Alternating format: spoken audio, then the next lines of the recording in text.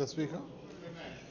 Mr. Speaker, I beg to lay on the table of the House a copy of the report of the Public Administration and Appropriations Committee of the House of Representatives on its deliberations on the second supplementary estimates of expenditure for the financial year ending March 31st, 2019, and the public body's second supplementary estimates of revenue and expenditure 2018-19. No, you actually can say that you have no knowledge. Mr. Speaker, I beg to give notice at the next meeting of the House. I will move. Be it resolved that the report of the Public Administration and Appropriations Committee of the House of Representatives on its deliberations on the second supplementary estimates of expenditure for the financial year ending March 31st, 2019, and the public body's second supplementary estimates of revenue and expenditure 2018-19, which was laid on the table of the House on the 15th day of January 2019, be adopted. Mr. Speaker, I further beg to give notice that at a later stage today, I'll move for suspension of the standing orders to enable me to take this motion. Public business. Mr. Speaker, I now ask for suspension of the sitting to facilitate the meeting of the Standing Finance. Suspension of the standing order to enable us to take the motion, notice of which was given earlier. Those in favor? Those in favor? Those in favor? Those against? Ayes have it. I'm asking you to turn off your mic, please. Thank you.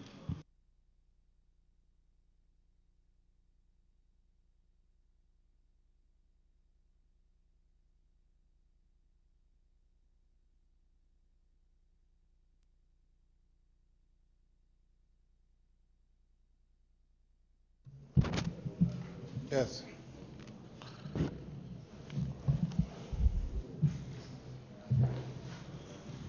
Dr. McNeil. Thank you.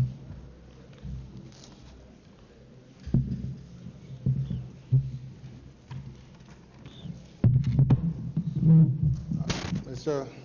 Speaker, the PAC met with the Ministry of Finance and the Public Service and a number of departments, agencies, and ministries to review the second supplementary estimates 2018-19 last week, Thursday.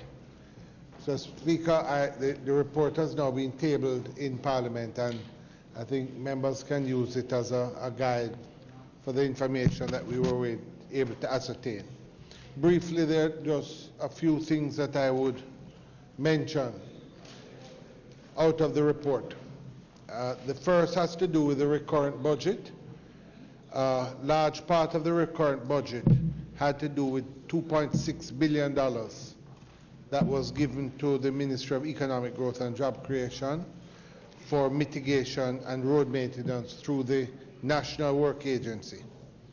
Of the $2.6 billion, we found that $1 billion is really to pay the bills that were incurred over the Christmas period during the Christmas program, and that this program had in effect been done and 86% of it had been checked off, ready for payment.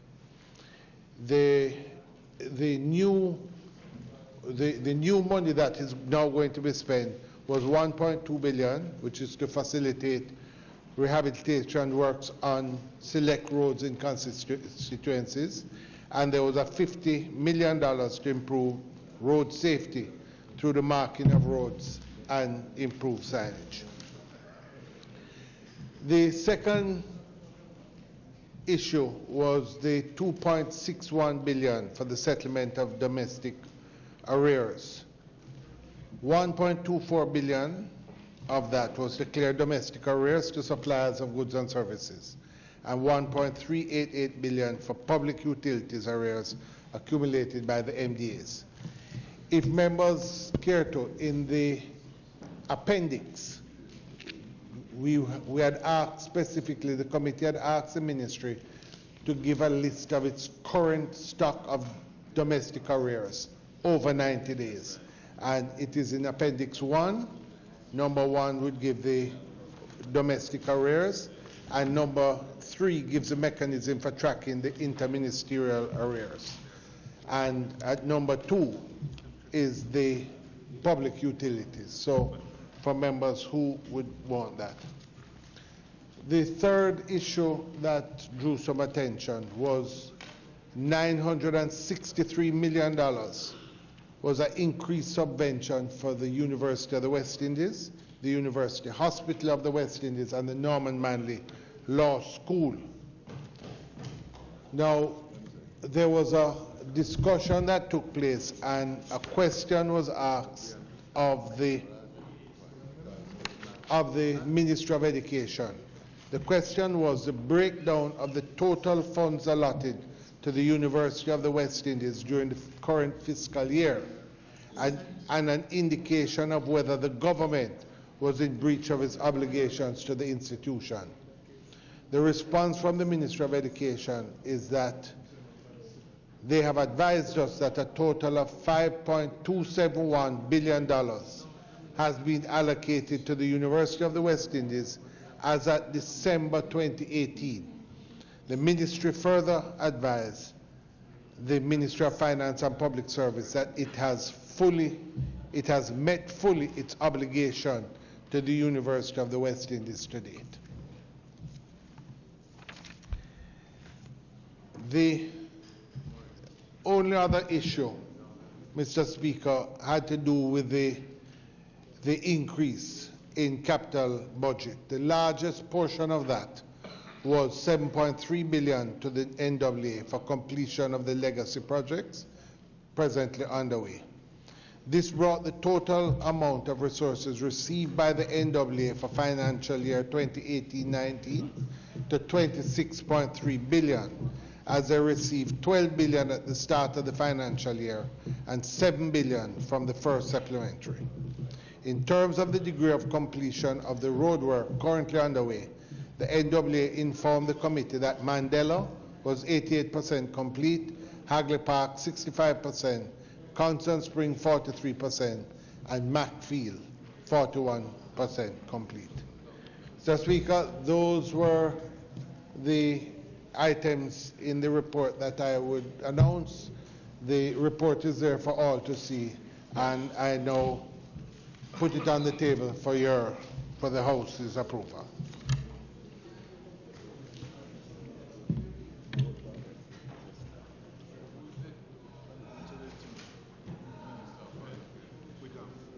That's it? No, tomorrow.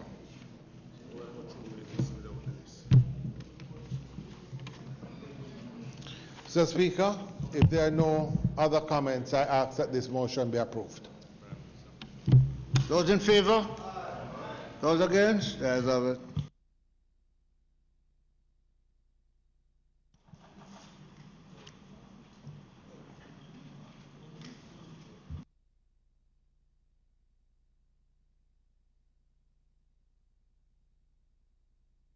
Mr. Samudo.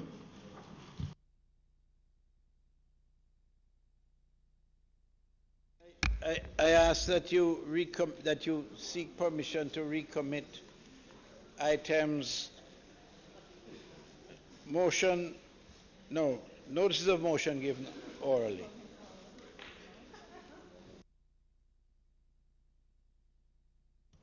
Those in favor?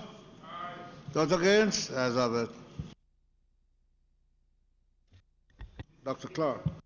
I beg to give notice that at the next meeting of the House, I'll move that be it resolved that the second supplementary estimates for the financial year ending March 31st, 2019, and the public body's second supplementary estimates of revenue and expenditure 2018-19, which was laid on the House on the 8th of January 2019, be referred to the Standing Finance Committee of the whole House of Representatives, consisting of all members of the House, for consideration and report.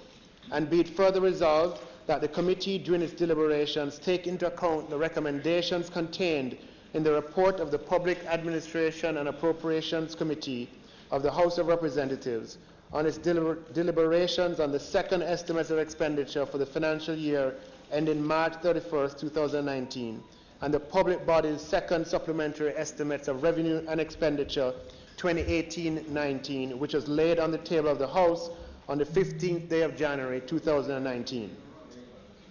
Mr. Speaker, I beg to give notice that at a later stage today, I'll move for a suspension of the standing orders to enable me to take this motion.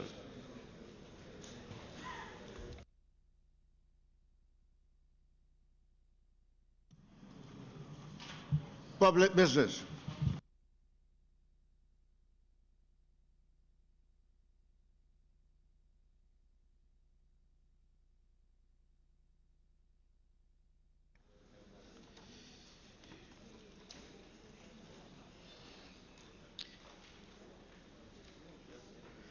Mr. Speaker, I ask that the meeting of the House be suspended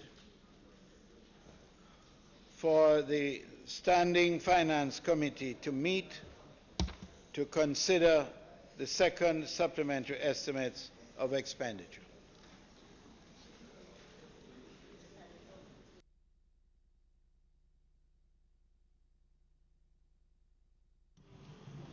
Members, we have to seek an approval for the motion by the Minister of Finance.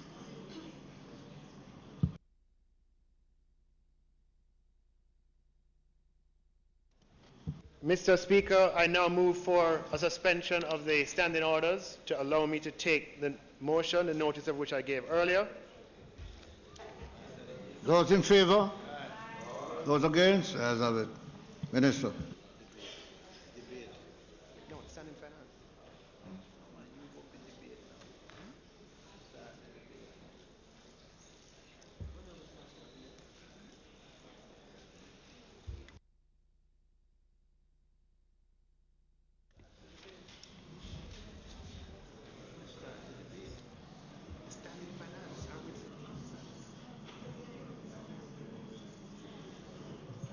You want to?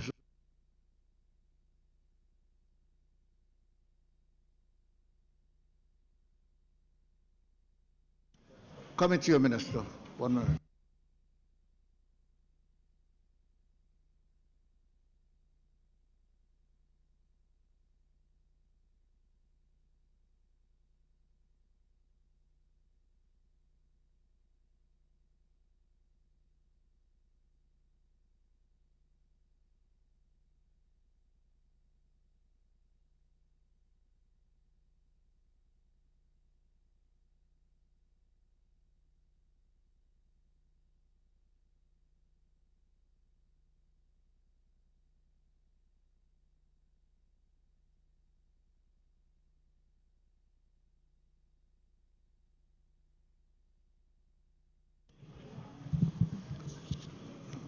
There is a request from the Minister of Finance that the House be suspended to allow you to take the Standing Finance Committee.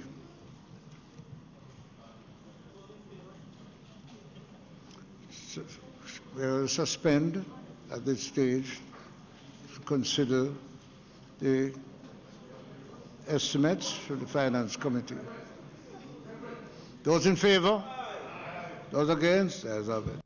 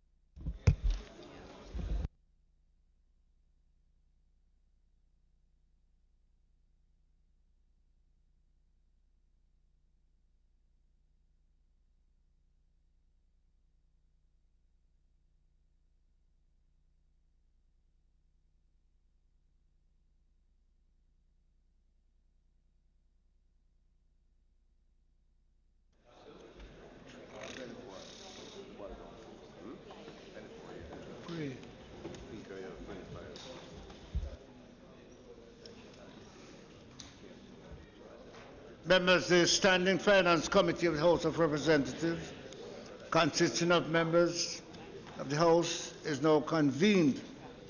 We'll ask the Deputy Speaker to... They're still setting up. They're not ready yet, Chairman. Maybe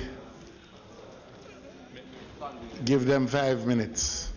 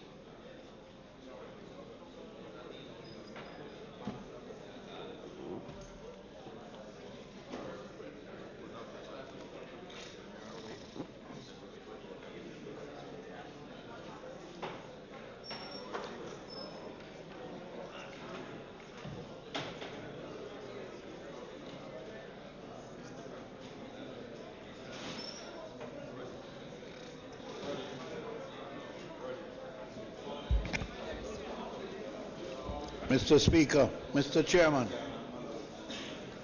Mr. Chairman,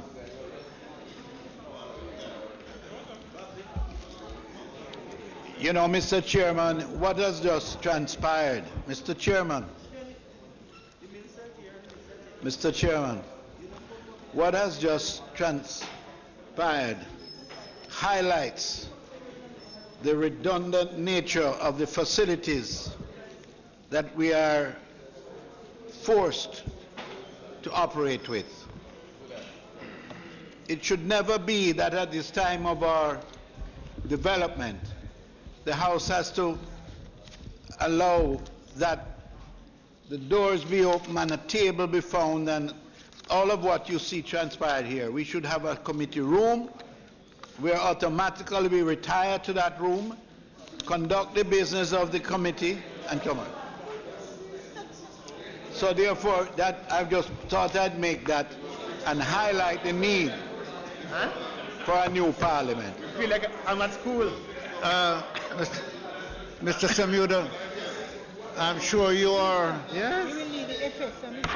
Come on. I'm sure you are addressing... Mr. Samuda, I'm sure you are addressing members of the gallery to take note of what is happening in Parliament, of the limitations we have, and I'm sure they're making note and watching. That we have to wait from time to time to move a chair to get the going. But let us get on with the business. The Deputy Speaker will lead us in prayer, just as we... Let us pray. Order, please. The Standing Finance Committee, consisting of members, is now convened, and the Deputy Speaker will take us to the throne of grace. Let us pray. Father, as we come together this afternoon in this our Finance Committee to deliberate on issues concerning our country, we ask for your guidance and blessings. Help us that whatever we discuss here today may be to the benefit of our nation. These and other mercies we ask in your name. Amen. How do you turn Thank this you. on? How do you turn the mic on? They do it for me. Let's get some order, please. Members, you would have remembered that on Tuesday, the 8th of January, 2019, the House of Representatives, by resolution, referred the second supplementary estimate of expenditure for the financial year ending the 31st of March 2019 to the Public Administration and Appropriations Committee of this House for consideration and report. The committee's report, along with the second supplementary estimate of expenditure and the public body's second supplementary estimate of revenue and expenditure 2018-2019, are now before us for consideration and report.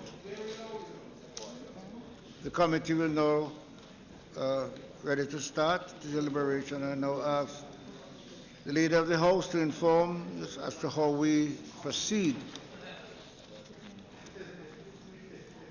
Mr. Speaker, with the approval of the committee, I would ask that you proceed on the following basis, that we take each ministry in totality. If there are questions to be asked in each of the ministries, then we may take those questions. All right. But proceed ministry by ministry No.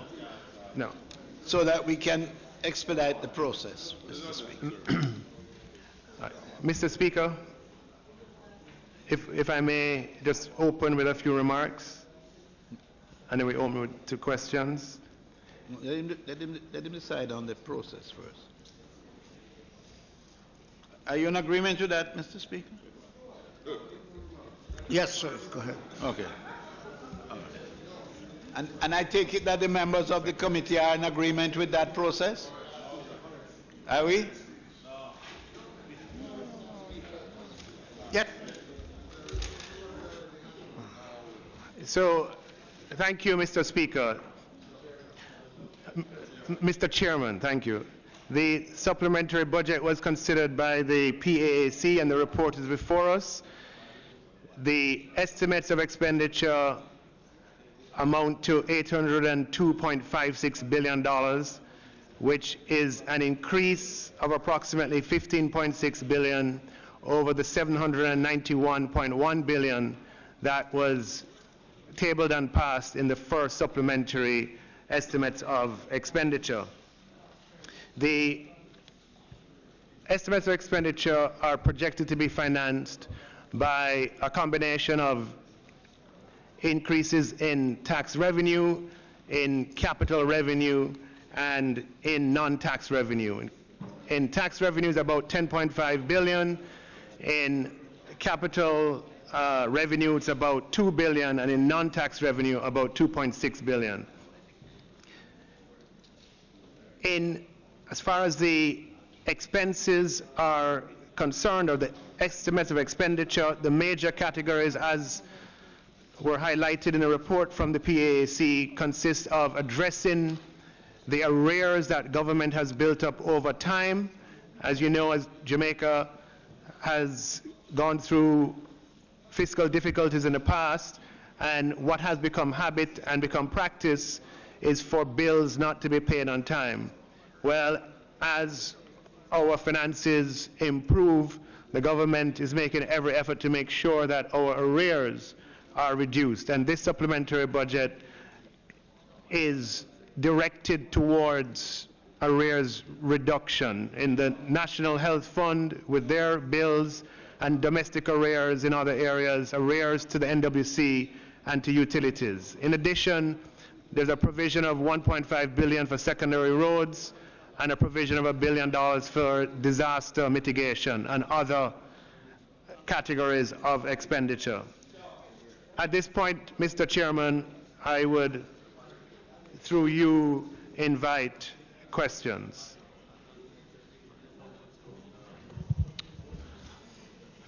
Mr. Chairman. Mr. Chairman. Mr. Chairman?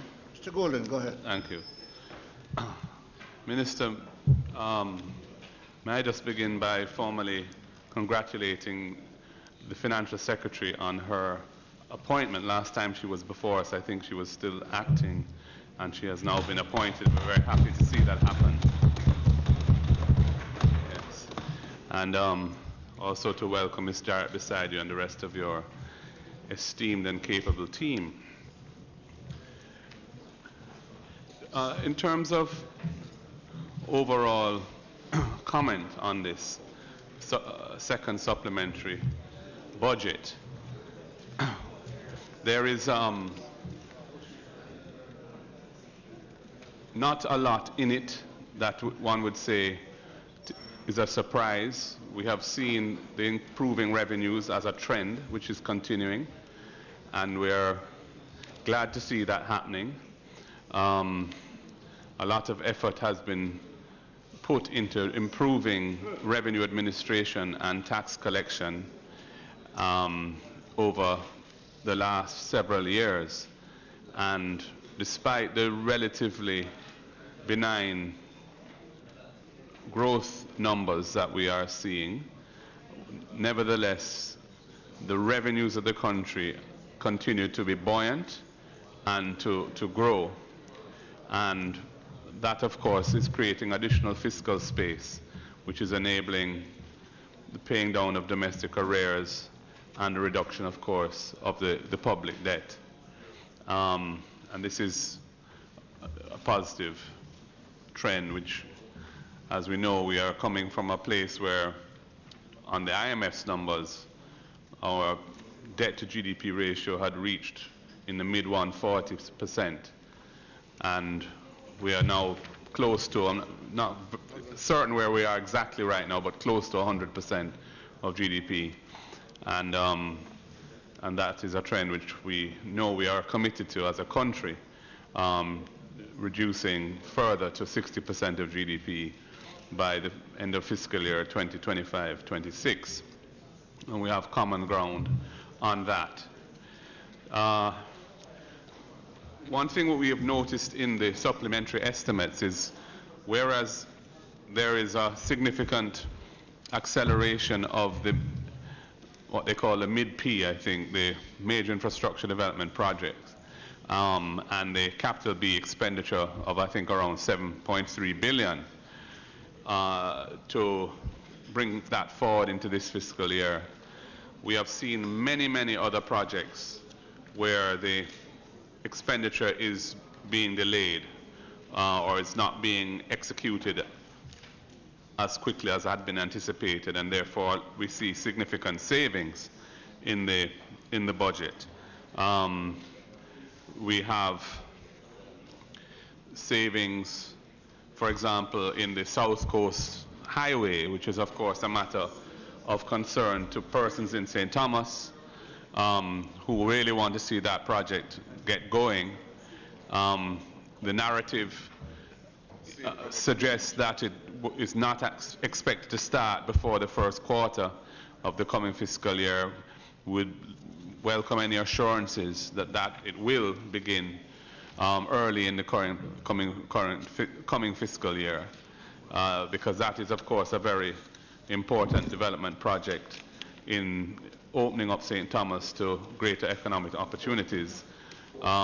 When we were in office, there was a very substantial program of work that was contemplated. It has been adjusted to a somewhat smaller project, but nevertheless we would really like to see it get going. So that is, but apart from that one, there are numerous other projects in the budget which have been pushed back, and I would welcome any comments that you may have around that, because in the original budget for this year there was a significant increase in amounts allocated for capital expenditure, and an anticipation that the execution of those projects would be assisted by the improvements that have taken place administratively through the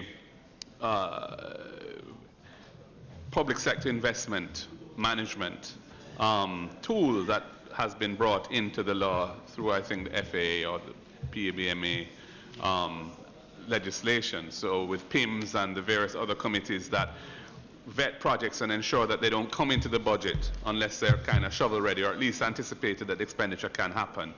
And that's very important for budgeting. So when we see so many deferred projects, I was just wondering if you could comment on whether that is in any way indicative of a weakness in the PIM system and the budgeting around capital expenditure, or whether that is really a deliberate adjustment to create the fiscal space to deal with the MDIP expenditure that is being brought forward. And I'd be interested to hear your response on that. I think at this point, I would just conclude my opening remarks, so to speak, around that initial question. Yeah.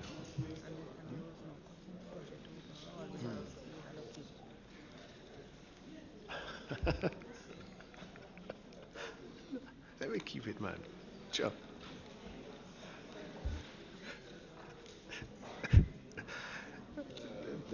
Thank you for the comment and for the question. And indeed, Jamaica is enjoying continued sort of revenue buoyancy. I would, yes, a lot of it from PAYE. PAYE is up by 2.8, and Ed Tax and GCT, betting, gaming, and lottery up by $1 billion, and so forth. With respect to the specific question you asked, the two-part question, the first on the South Coast Highway Improvement Project. Yes, it is correct that we would have, in the original budget, we'd have had budgeted for that project to be much further along than it is today. And the delay in having it reach a stage at which we first projected it has resulted in a release of expenditure that we have reallocated.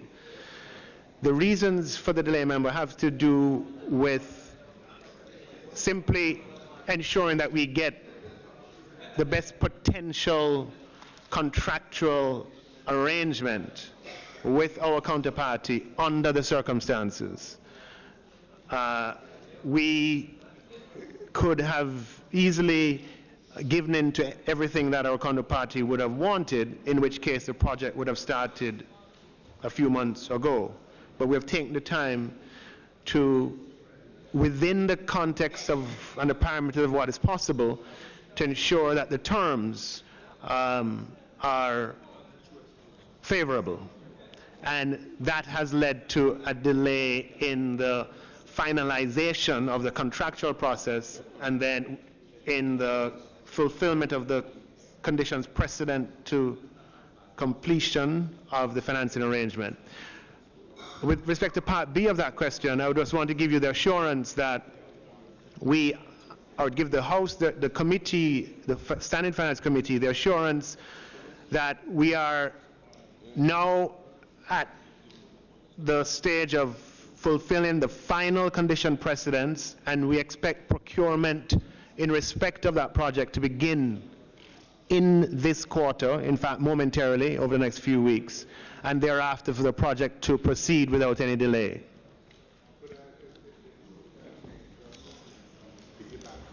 On that, given the improvements in the debt profile, has the Ministry of Finance and yourself done a calculation as to the comparable benefits of borrowing on the open market without being tied to particular contractors? And given that you are now able to achieve competitive rates, what recommends, in light of this improved circumstance, what recommends utilizing the particular model of construction tied to particular contractors coming from your bilateral partner? Thank you for the question, member. it is indeed something to celebrate that Jamaica now has options as far as financing is concerned and doesn't need to necessarily depend in any one particular area on sources of financing. With respect to the South Coast Improvement Project and maybe one other, the commitments to move in a particular direction would have been made at a time when the options were not as abundant as they are today. And in keeping good relations with friendly countries, we follow through on commitments that were made earlier.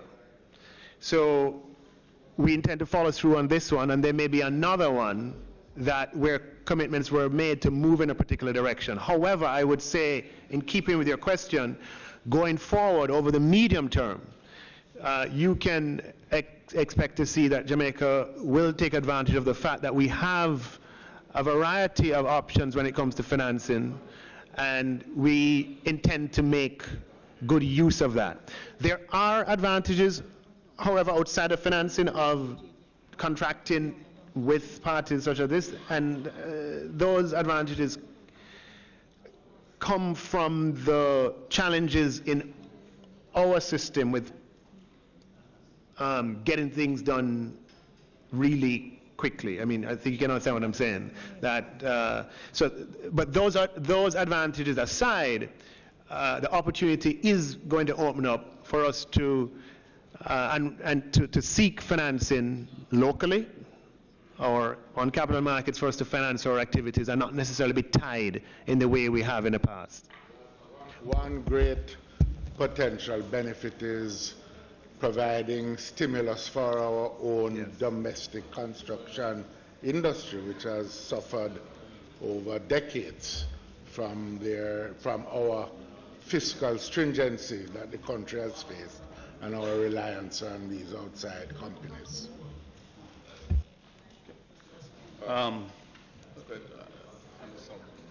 Oh, you want? Yes, go ahead. Yeah. Minister,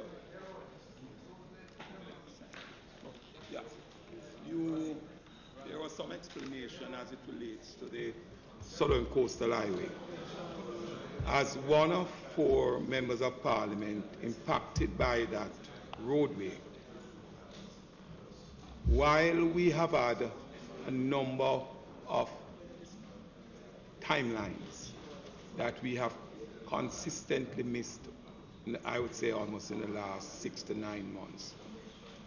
And in the final last year, in the last quarter, we were told that we would have been in a position to start in the first quarter of 2019. In the first quarter of 2019. The fact is, from what we had gathered, there were 12 condition precedents in order to get that loan. Condition 12 spoke to the repayment mechanism, which had to do with putting certain things in place, which I think you are trying a while to explain. But the question of how we put, as it relates to the banking mechanism, whatever it is, the problem we have in St. Thomas is that when we go to our people and we have community meetings and you say one thing, and then there are these movements without any communications in some instance, it creates a lot of problem for us on the ground. What I would like to find out now, based on where we are now, have we signed off on precedents 12? That's one. 2, what is the timeline we are working with now?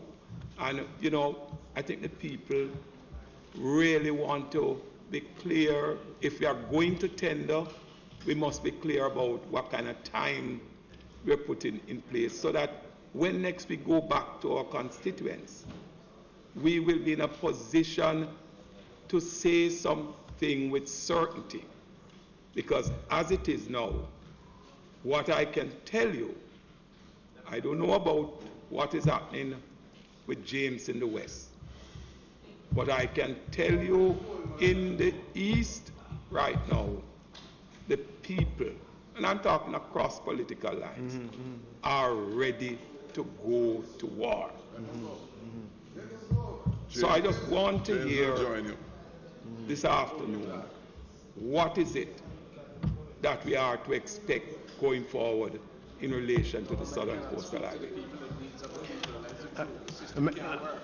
Member, can I just begin by thanking you for articulating the concern in the way that you have, and I can understand exactly what you're saying and what you're representing.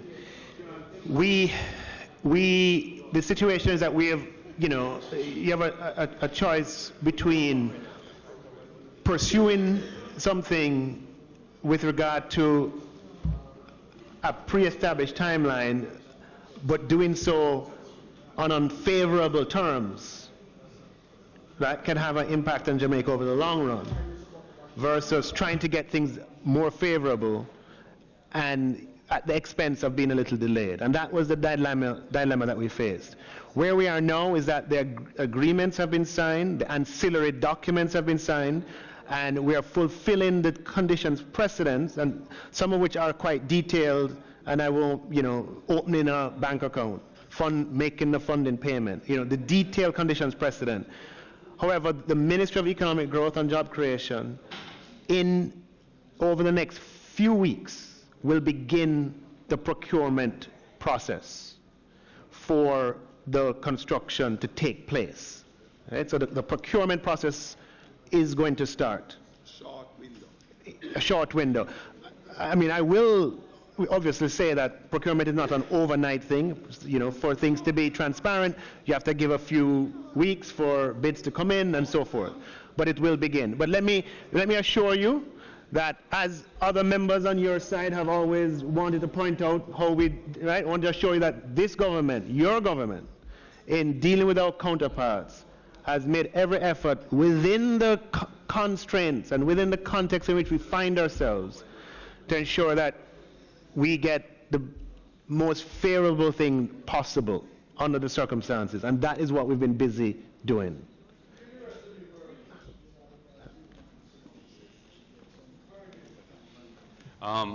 Minister,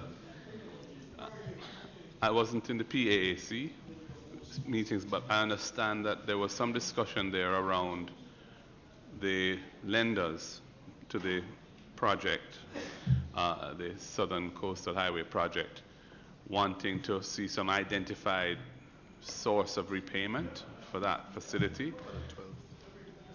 For the 12, yeah, despite the fact that this was a loan to the government of Jamaica. I'm wondering, that seems odd. I mean, in the past, there have been contrivances around trying to collateralize loans to the Chinese state entities through the road maintenance fund, I think, or some such, but those, of course, no longer exist. Well, the road maintenance fund no longer exists.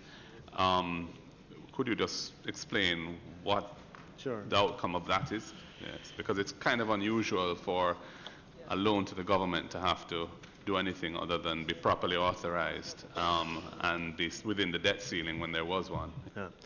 And that is our position as well. However, decisions have been taken at the highest levels of the government of our counterparts that from a certain date going forward, in response to the challenges that they have had around the world with certain debts that have not performed, that they want to have assurances that debts will be repaid. So the idea of what they call a repayment mechanism would have introduced, but done so as a policy decision globally. And with that sort of stance and position of our counterparty, what we have done is to make sure that within the context of their policy position, we have the most favorable outcome that is possible. So yes, it's been a policy position of our counterpart that in their EXIM loans to third-party countries from a certain date going forward, that these loans preferably are associated with some kind of repayment mechanism. So ideally for them, it would be a loan that for a project that generates revenues, and the revenues could be used. This is not such a project, clearly. But the principle is one that came into existence, while this thing has been in process. So how has that been resolved? Have they accepted that there won't be any particular repayment mechanism other than the full faith and credit of the government of Jamaica for the debt that will be assumed, or is it still an outstanding issue? No, it's no longer an outstanding issue. It is clear that this project does not generate sufficient revenues. It may have a total, but it doesn't generate sufficient revenues to pay for this for the loan. So we have just arrived at a compromise that doesn't do injustice to the principle, but at the same time does not in any way approach the ideal from their point of view. And could you give us an idea of what that is? What is that mechanism that achieves that? The mechanism is simply an escrow, some kind of escrow arrangement so that if there, God forbid, if something were to happen, there is an escrow arrangement. So it's not, as I said, it fulfills the principle under the circumstances, but the fact that the project does not generate its own sort of flow of revenues is not the project to which that new policy can really be applied. And that escrow will have to be funded out of the budget going forward? No, it's just that... Or there's going to be a retention from the loan to fund the escrow? No, it's that we would... escrow is an account that you would have in it a certain amount representing a few months of payment, right? Mm-hmm. And so that the escrow account would always have a certain amount in it. I can't remember whether it's a few months or a few... But how will it be funded? Out of a provision in the budget? Yes, so the initial funding would be out of the budget, yes, right. But it's a I can't remember how many principal and interest payments. I see. Yeah. But that took a very long time to agree. To agree. And you anticipate having a similar experience going forward in dealing with this policy? Correct. So, which is why I said in response to the earlier question that where the position of the government is where commitments have been made and movement has taken place based on those commitments, then we'd probably follow through. And I can only think of one other example, which is the bypass from Montego Bay. But outside of that, Jamaica is fortunately in a position that it can avail itself of other potential sources of financing. And that's something that we have to make sure that we maintain, policies that give us that flexibility and that option at all times. Absolutely. And the second part of my original question was that the very many instances in the supplementary estimates of expenditures that are gone into the savings column by being deferred. Yes. And I was asking, what does that indicate about our budgeting process, the way in which PIMS is working, and so on? Or is it a deliberate deferment in order to create space for the end? Okay, let me answer you by answering the second part of your question first. I mean, the capital expenditure under the second supplementary at 68 billion is 2 2.5, maybe, let's put it this way, in 2015-16, just to show change, that's all. It was 29 billion. So we've gone from 29 billion of capital expenditure, roughly 30, to 68 billion 2.5 years later.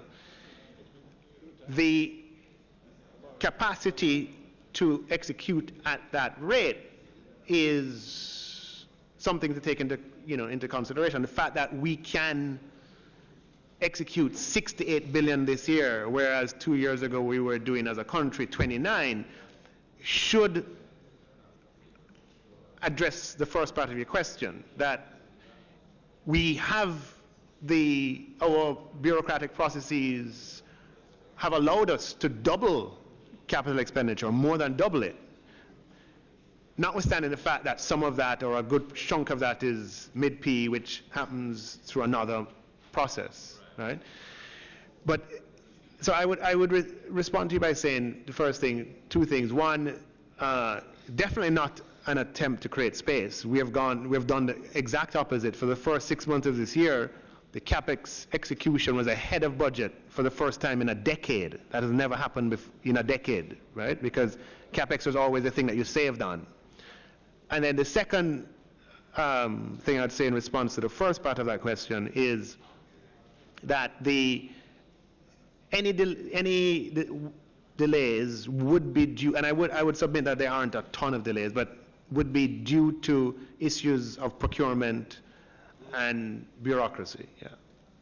I mean, I don't know, I wouldn't use a ton or half a ton, but if you go through the book, yes, it is significant. There are a number of them, and they're not massive amounts individually, but they add up significantly towards the savings that have been made. So my question is really, and you've answered it, which is that essentially, yes, the PIM system and the overall execution of capital expenditure has improved, and we're grateful for that, and we certainly made an effort to create that system when we developed the legislation and passed it. But there are still challenges in accurately budgeting and executing projects. Yeah. Especially at the pace at which we are increasing capital expenditure. Right. And it is a acknowledged challenge. And I would say next year when we don't have mid-P, right, but we are maintaining the same level of capex or increasing it, the challenge will be even greater. Yeah. Okay. And if I may move just to another question, the early retirement program, where there were savings of nearly $2.5 billion. What happened with that program? Why wasn't it taken up? I mean, why was it, did it in a sense underperform so significantly? Thank you for that question. The early retirement program had, the first thing was it didn't attract as many applicants, and applicants didn't apply for a variety of reasons. One, some people didn't believe, just doubt, didn't believe that they would actually be paid and they would get those benefits. Some people didn't get approval.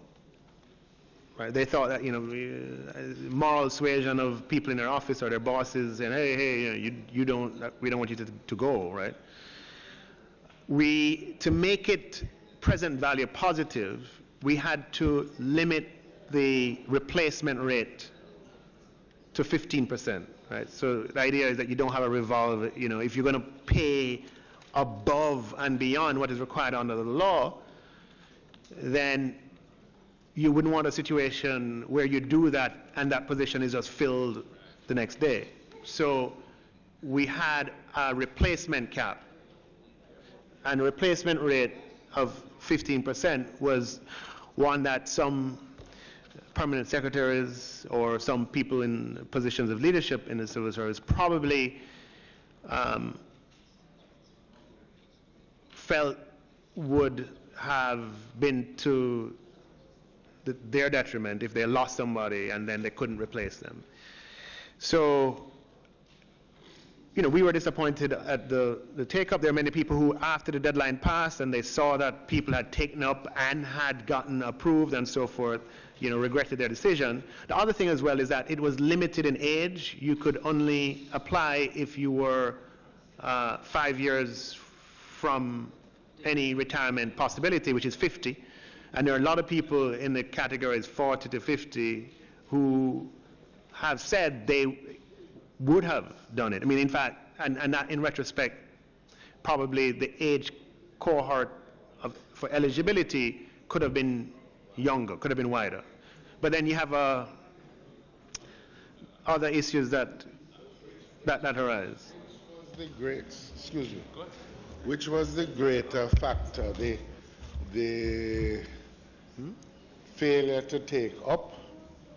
Was that the greater factor, the dearth of applications relative to expectation, or was it that you were having, or was it the fact that people were being not permitted, given their value to the service? No, the applications, that was the bigger issue. And maybe we could have advertised it more and so forth.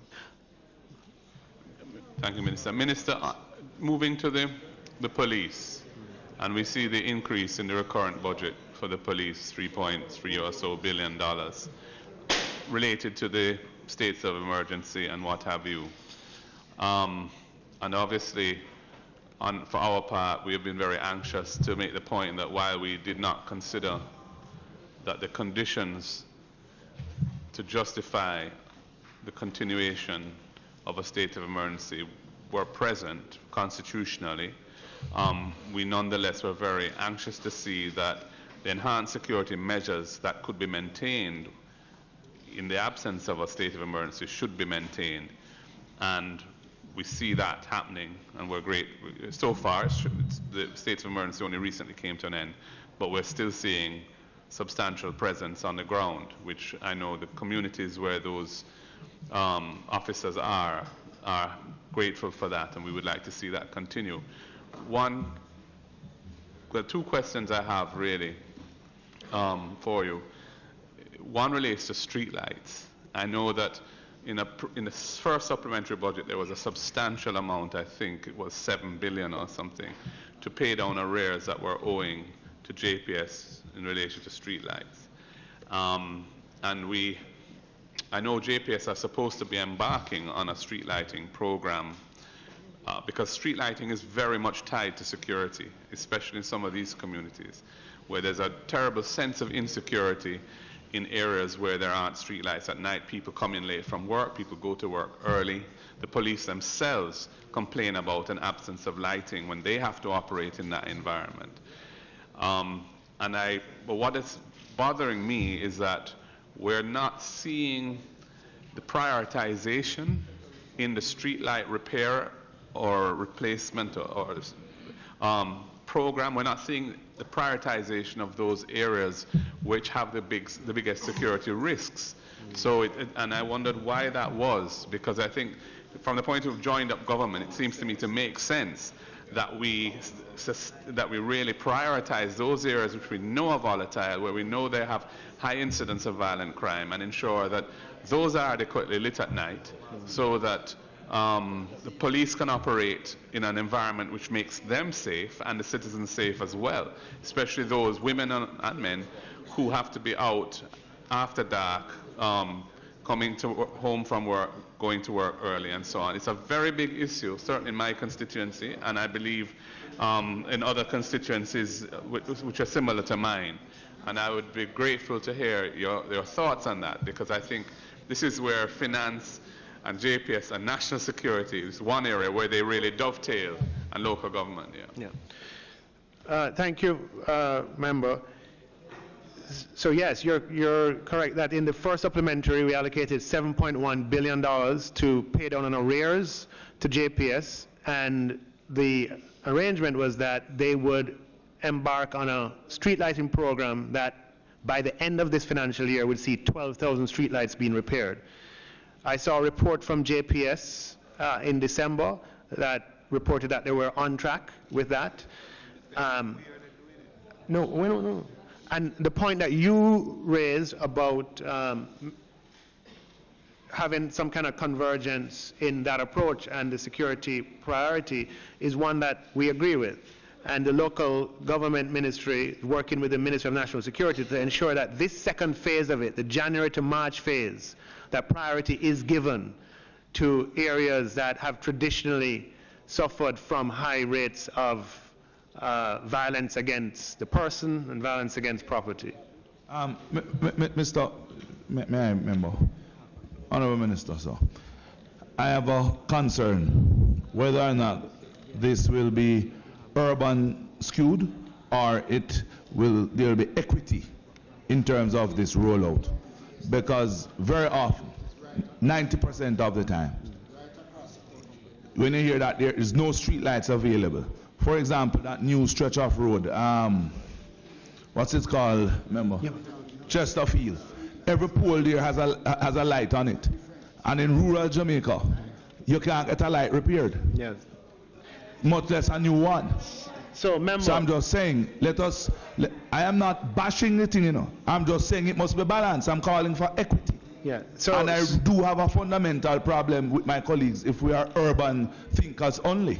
So remember what I'd said, the assessment of streetlights or the survey was island-wide.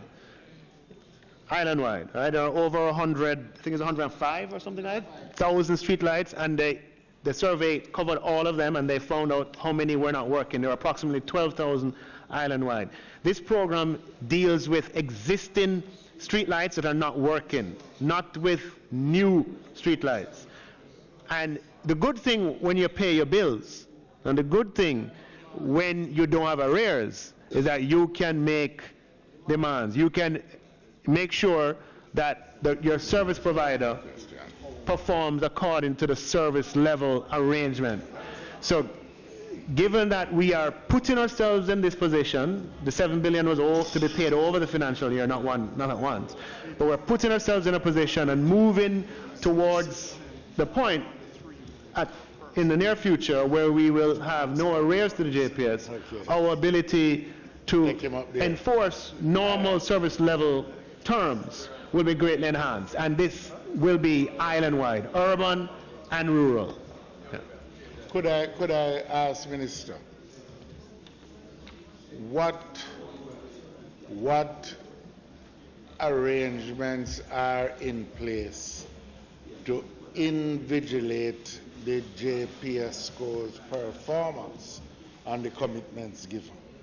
Can you tell us? Yeah, I would defer to the Ministry of Local Government, as you know, has that responsibility, even though the Ministry of Finance is paying this bill. Okay? So what the Ministry of Finance is doing by pay is just making sure that you pay. The bill is paid. But who is ensuring that you get Ministry what you pay for? The Ministry of Local Government is the ministry monitoring and making sure that they provide a report to say 2,000 were repaired this month, is approximately 2,000 a month, and the ministry can do their sampling to make sure that that is verified. We, as representatives, have a responsibility to try and get the word out, though, that once repaired, that they need to be allowed to work. One of the problems is that people actually deliberately vandalize them, and it's self-defeating. But could I hear from the Minister of Local Government with your permission, Chairman? Chairman, give you permission. Thank you.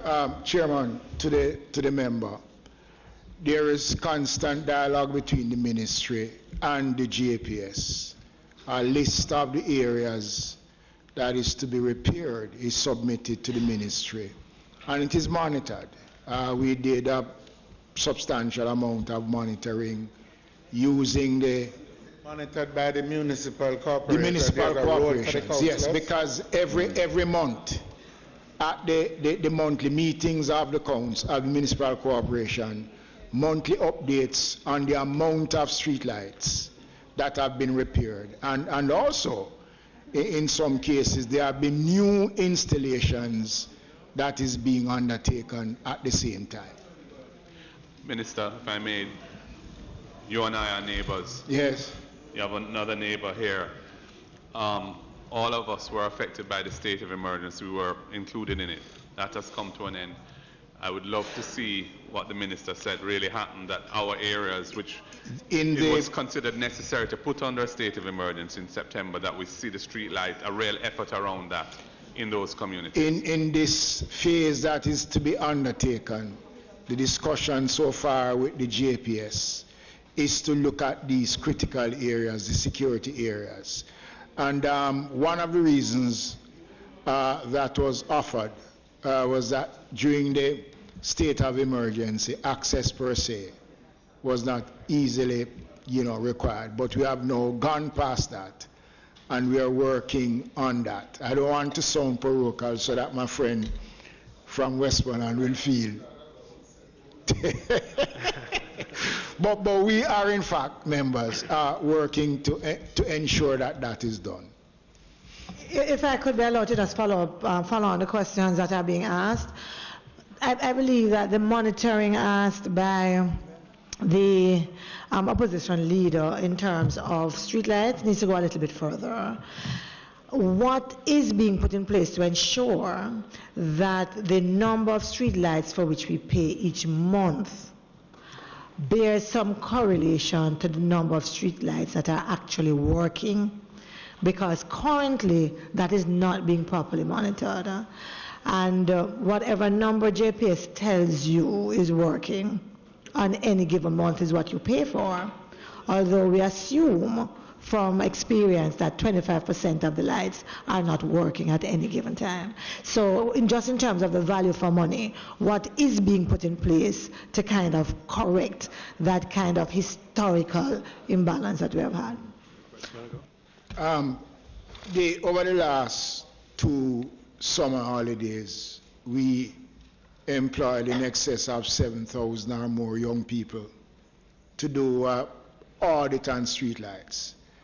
And it was based on the audit that was conducted by the youth summer employment workers that we were able to pinpoint specifically to a set number of lights across the country. We are not perfect in what we have done so far, but I think we are in a much better place now to make that determination and to challenge the JPS. And that was why we were able to stand up to the JPS to say that we believe that approximately X percentage of the streetlights are not working. And that is the basis on which the agreement was arrived at. It's going to be difficult, member, to monitor all the lights, but I think we are in a much better place than we were, say, 2.5 years ago in terms of monitoring, and in a better position to give more accounting for the lights and the payments. I'm not sure if we got a kind of timeline with the street lights as it relates, and I'm not just speaking about those in Kingston, but across all the crime hotspots. Because if we consider crime to be one of the major issues facing the country, then certainly in those areas, streetlights in those areas must be a priority. Because as we know, everyone wants Zozo, but one of the things that we could do is to make sure that those areas have their lights covered to kind of reduce. I'm not sure I heard what the kind of timeline was. And I say that because individuals who are listening to us talking about the budget are concerned every single day they step out of their homes and every single time they head back home. So, remember, if I may say, just refer you to the speech or the presentation I made with the first supplementary. The idea behind, with the first supplementary, we could have allocated the funds in other ways. The idea behind paying their arrears with JPS was to accomplish exactly what you're advocating for. Was the recognition of the huge public benefit of streetlights and making sure that we're in a position with the JPS to demand that kind of service. The timeline that you ask about is by the end of this financial year. A total of 12,000 streetlights should have been fixed by then. And the Ministry of Local Government will be approximately 6,000, in my recollection. It was, the JPS announced it publicly, it was in the newspaper. And the Ministry of Local Government, as you've heard the member, will be monitoring to ensure that that indeed happens. But that is the purpose of the 7 billion allocation, the first supplementary, was to ensure that for vulnerable communities, whether rural or urban, that they have access to light at night to be able to carry out their activities and go about normal life in peace. Okay. Minister? Oh, on the same issue? No. No. Different issue. All right. Well, if I may, I'll soon finish, and then I just wanted to move to the Education, Youth, and Information Budget, Minister, just quickly. And this is just a clarification. There was a fairly substantial reduction in the recurrent expenditure around compensation for employees. 3.6.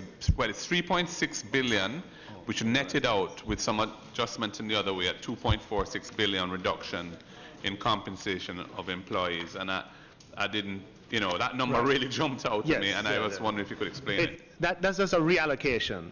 That's a certain persons who were improperly classified the first time around in compensation of employees were reclassified in this in the supplementary because they were people from the Hope and Legs. They were not employees of the ministry. They were just temporary contracts. Yeah. Okay. And may I, Minister? So, Minister, these are how many people less employed in the education sector and in what categories, please, that could account for a reduction of $2.5 billion? No.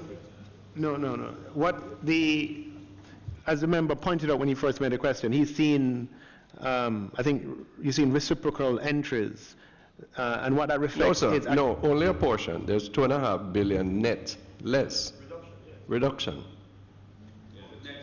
The net is $2.5 billion. No, not at all. Yeah, well, you have to look in the other headings in the Ministry of Education. So if you look at, you see, I understand what you're saying, but let me just explain it. You're seeing a line that says net reductions 2.461, right? That 2.461 has been reallocated to other areas in the ministry. So the increase in salaries that would have gone to persons attached to the ministry, through teaching profession and otherwise, is provided for. You look at that same page, 21. I mean, we can see that the supplementary budget for the ministry overall had a $4.2 billion increase.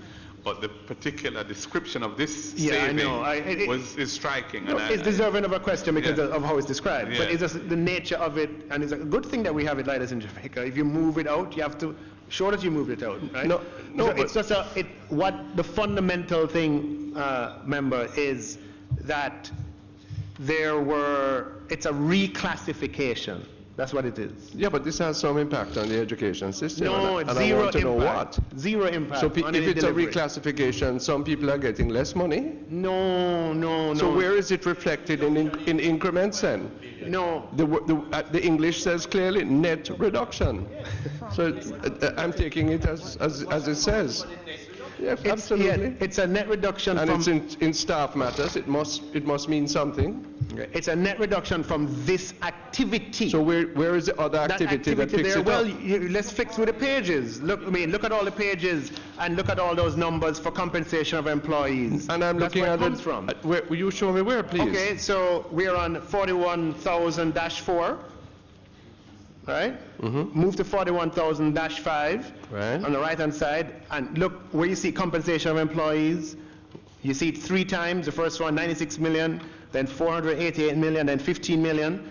Turn the page, 41,000-6. To the right-hand column, look for compensation of employees. You see it 3 times there, 200 million, 400 and 37 million, then 30 million. Move to the next page, 41,007. Compensation of employee occurs 4 times. So hold on, First what are you time saying? 80 million. If you Have I add made up my all- point? 79 million, 121 million, 19 million. So I still don't understand, I'm sorry. What are you saying? That this is, that if you add up all of these increments, that in fact they will net out the 2.4 billion? Yes, that's Really? what I'm saying. So Well, this is the most complex way of explaining that. Yes. Have mercy. Well, sometimes So who get more pay and who sometimes get less? Why accounting have you is done it this way? complicated, member. No, there's no justification for obfuscation, never. Okay. Minister, the last. So why I put it there? I have 2 more questions. One is very quick on the, well, they're both quick. The pharmacy services, we see the health ministry getting significant additional amounts. And there are 3 different entries on that I saw. One was 0.84 billion, one was 0.37, and another 0.36, totaling about 1.5 billion for pharmacy services of the National Health Fund. Could you just explain what's going on there? So remember, as you know, the National Health Fund operates pharmacies across Jamaica. They found that to be a cost-effective way for citizens of Jamaica to have access to drugs, pharmaceutical supplies. Well, those pharmacies have to procure those drugs, and in procuring those drugs, sometimes they have arrears, they owe. So this allocation is principally, almost $1 billion of it, is principally to put the National Health Fund in a position to pay its arrears, so it can continue to buy and supply. My last question for you, Minister, just relates to the summary that you gave at the beginning, where I think you identified the increase relative to the original budget as somewhere around 15 billion, I think you said. Relative to the first supplementary. Okay. Yeah. To the first supplementary, if we're just looking...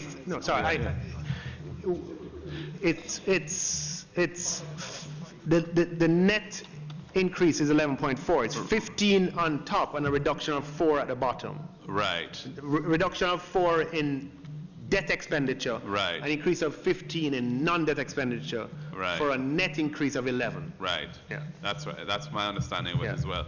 And in terms of, and this is a slightly different issue, but since you mentioned the debt expenditure, and I know there have been some savings that were accounted for in this as a result, based on the explanation in the PAAC report, where the revaluation of the currency after August resulted in some savings in US dollar terms, which flowed through to reduce the amount required. Remember, you made the other point the other way the last time, right? Yeah. But I'm just wondering what is happening currently in the foreign exchange market, because I noticed from last week and this week there's been a real tightening of liquidity and it's been difficult to source dollars in the market. And I just wondered if there was anything that you are aware of that would explain what's going on there, because I know that major end users have been struggling to access foreign exchange from some of the bigger authorized dealers, as reported to me. I was wondering if you could explain, if you are aware of this and what might be behind this. You know, I know it's not our reserves, so yeah. Right. So as you started the reserves, let us remind the House and the Standing Finance Committee that the reserves of the Bank of Jamaica have hardly ever been higher. The December reserves were just published, and they were $3,005 billion US in the central bank, and so the market, moves from conditions of over time, as we've seen and we're getting used to, and I would just answer you by saying there's nothing that I'm aware of that should account for any unusual experience.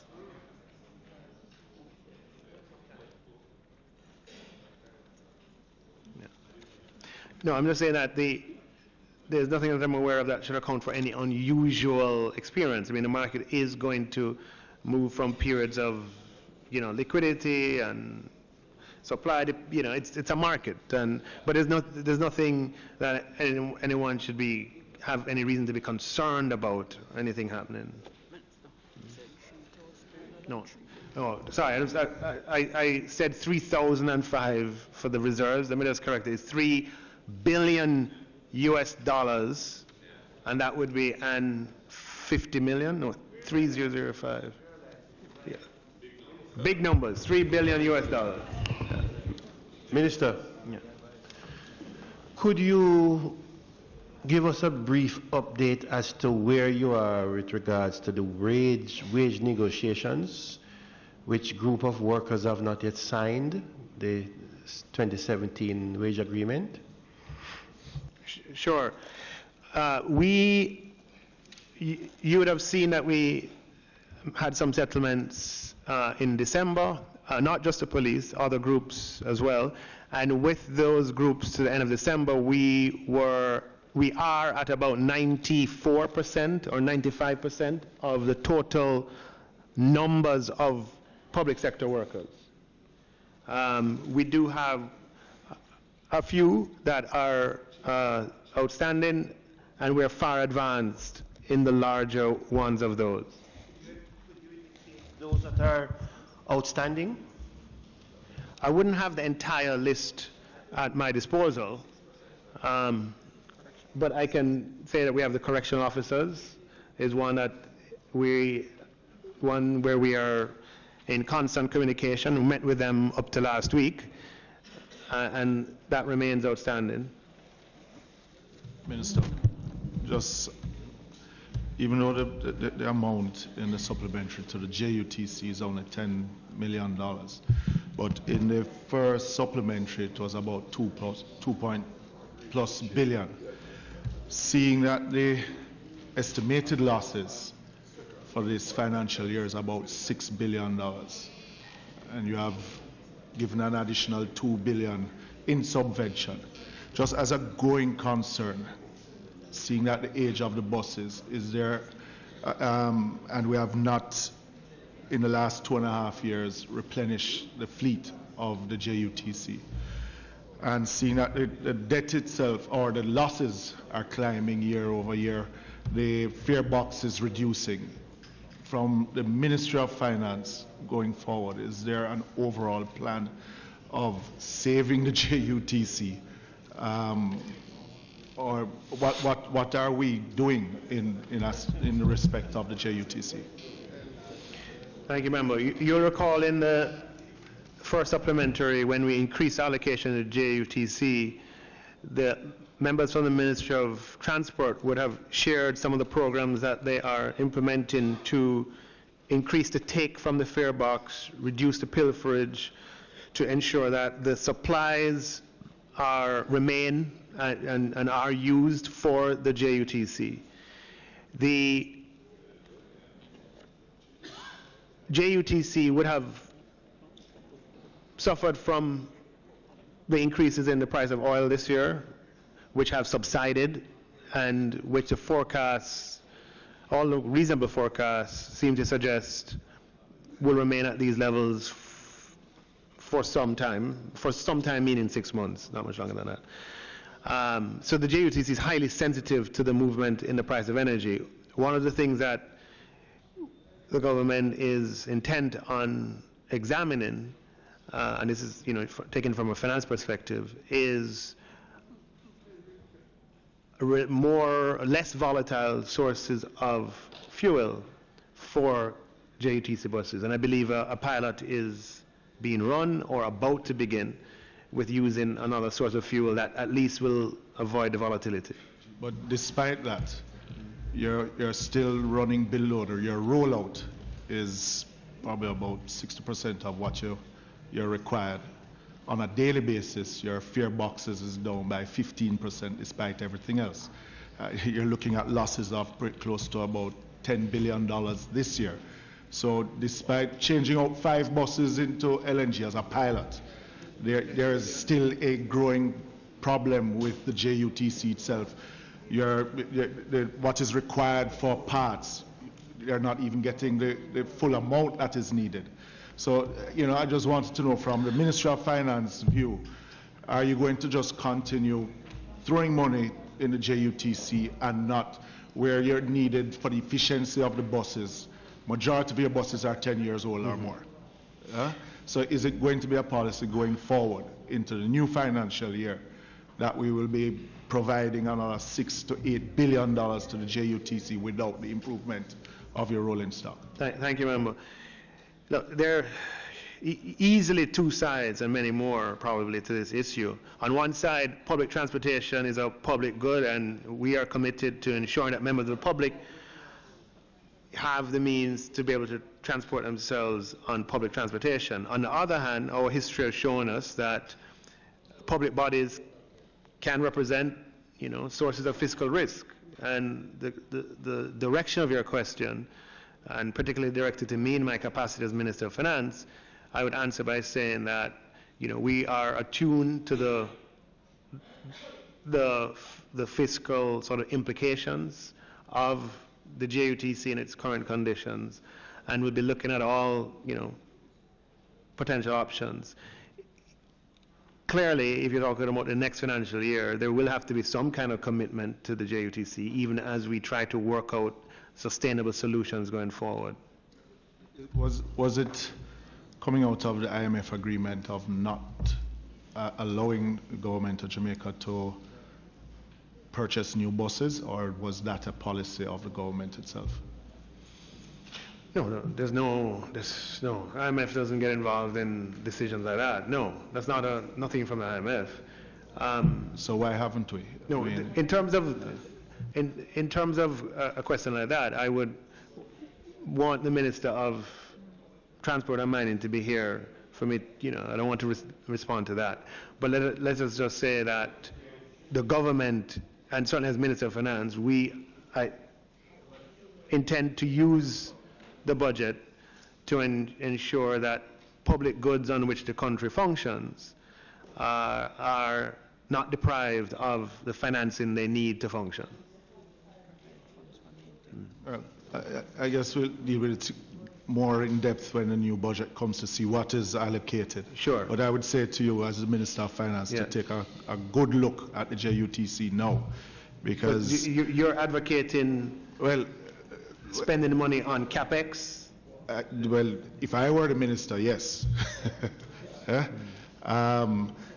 Because you are, as I said, there's a shortfall of buses rolling out currently. And if you're going to be throwing $6 to $8 billion in the JUTC in its current makeup, is not viable or will last much longer.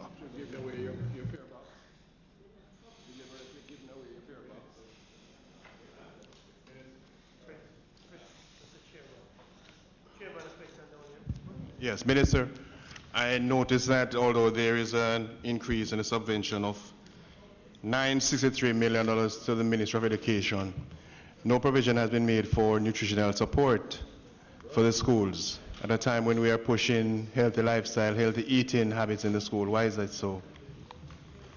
So, member, as you know, the supplementary budget is to deal with issues that arise during the course of the year. At the start of the year, budgetary allocations would have been made for nutritional support, and indeed the school feeding program, just as a matter of fact, I've heard the member speak about his plans when he was minister, but as a matter of fact, the school feeding program has moved from 3 days to 5 days under this administration, it being, conceived and thought about by the previous minister. And so I would say the answer to your question, the reason why you don't see it in the supplementary is that it's already accounted for. Minister, may I follow up? Well, you know that those of us who are on the ground, there is a direct discorrelation to that. Not many schools are able to facilitate the 5 days. And there are schools that are owing millions of dollars, having borrowed from other sources to supplement their feeding program, and they are now in a dilemma. So I think that needs to be looked at for the schools to get some assistance there. But thank you for bringing that to my attention. That's definitely an opportunity that we would look forward to trying to address. Question for you, Minister. On page 5000 A2, there's a 50 million 5,000 what? A2. 50,000 A2 on the Ministry of Industry, Agriculture and Fisheries. There's a $50 million that is allocated for the movement of cane from Long Pond and the Bernard Lodge factories to Worthy Park. In the news earlier this week were the farmers in the Clarendon area advocating that given the uncertainty as it relates to monomus may be requiring same. Given that there is uncertainty, what level of comfort can be given to those farmers? And is this $50 million spent or would include compensation for those farmers in that area?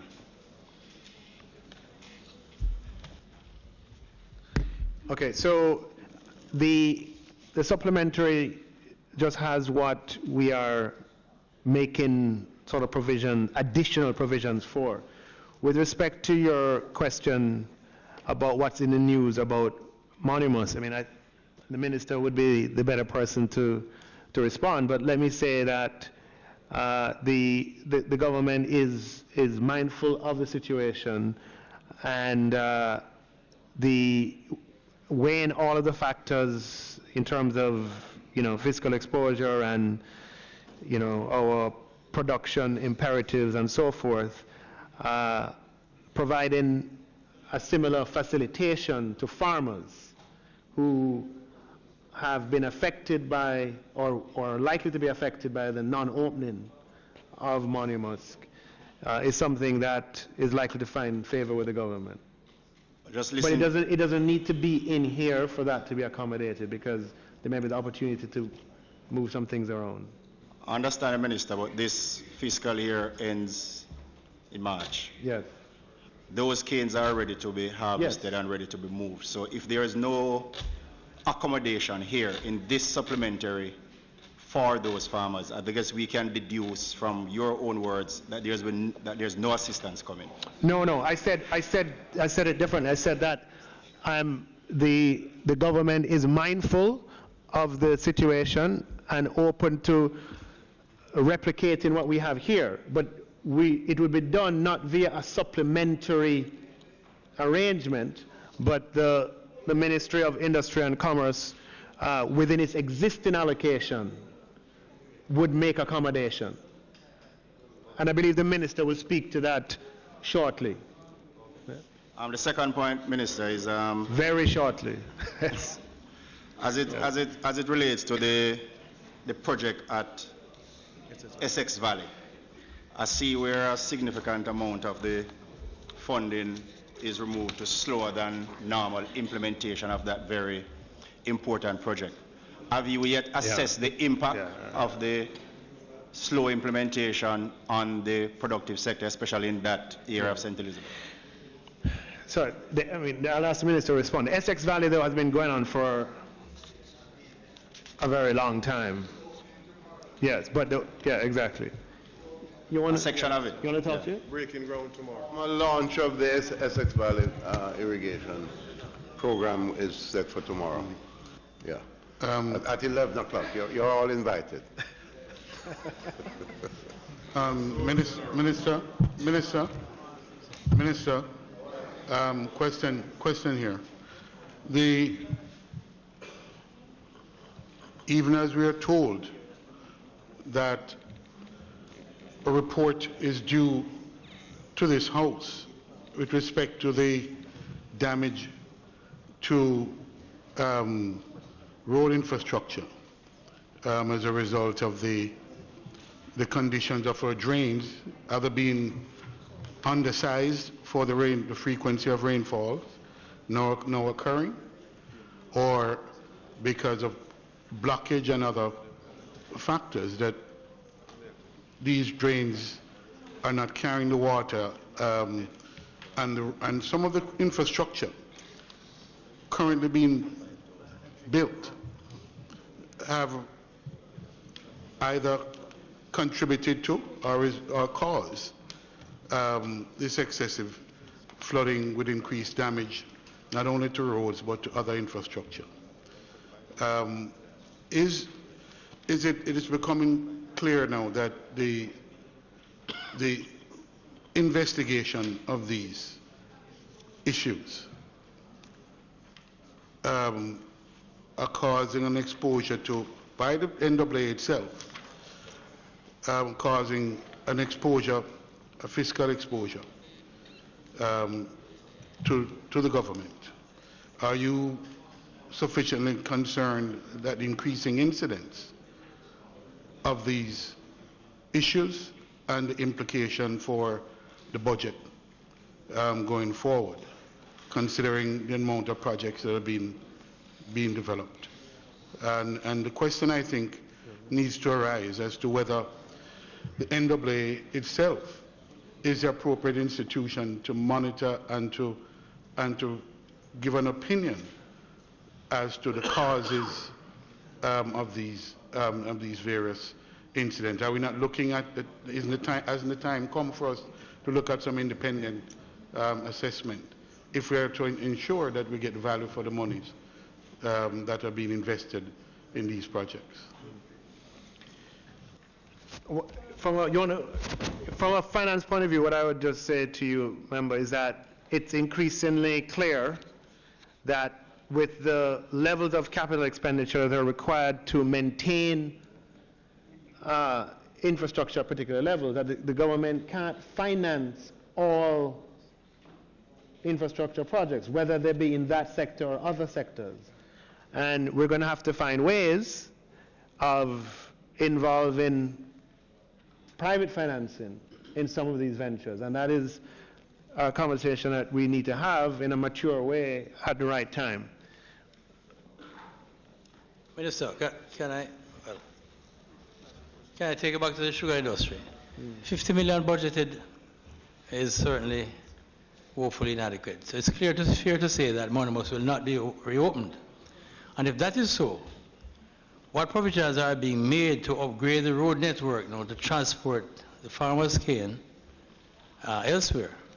Because as it stands, many farmers are of the belief, or they were sold the idea, that Monomus will be reopened for this last time and give us time to do some alternate arrangements. Now, many are in the total state, and also the minister from Southeast Carolina, but certainly it's a disaster waiting to happen. Thousands of acres of sugarcane there, ready to be reaped. Farmers are in a quandary. Many farmers have already abandoned their field in despair. And so there's a sense of panic amongst the farmers in the southern Carolina belt. So can you say what is the real situation?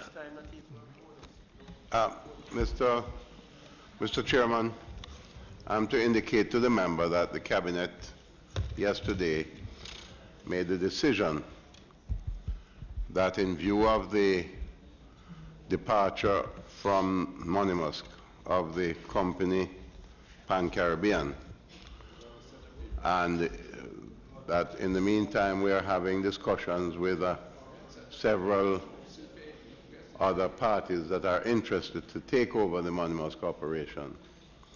Those discussions are active, but certainly will not be in time to run the factory for this upcoming season.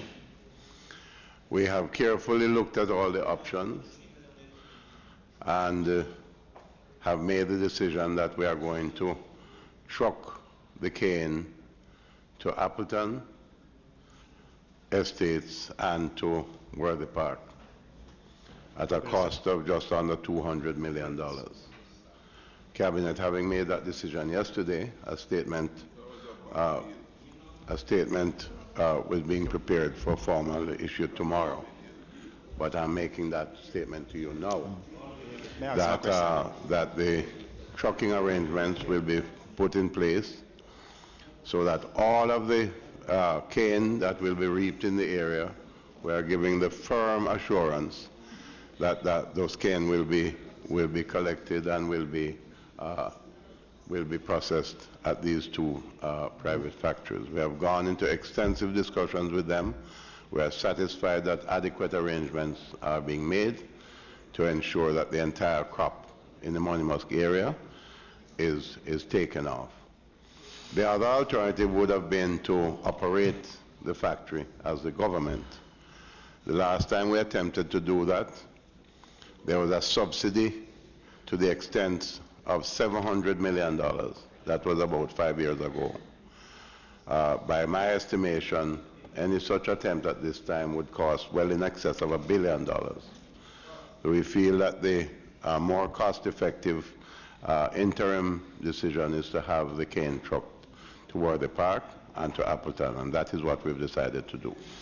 And if I may add, that the monies that the member spoke about, or the minister spoke about, will be from the existing budget. Minister, could I get a clarification on what the Minister of Industry just said? While there is support for the trucking of cane, we started that under this administration when we were government because we saw the need, and clearly you have followed through, and that is good. I don't know if the amount, like my colleague said, can satisfy the demand, but nonetheless it's a start. The question is though, we had agreed to upgrade the road from this side in Trelawney to Appleton, through Springvale, Maroon Town, to Magati. The project started to take off all that Long Pond, Hamden cane. The project, because it's a much shorter route, it will cost much less. The question is... Members, you've gone out. The time being 5 o'clock, I do report the progress and seek leave of this committee for the House to sit again and to take a definite matter of urgent and national importance. Those in favor? Aye. Those against? The ayes have it.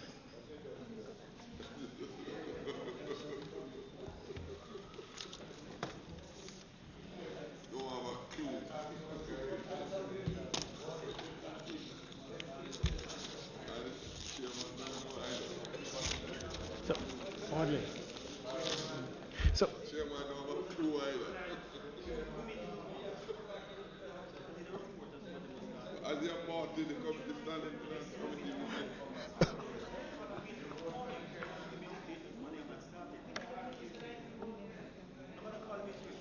House Leader, Standing Finance Committee is aborted. He moved a motion and cut off.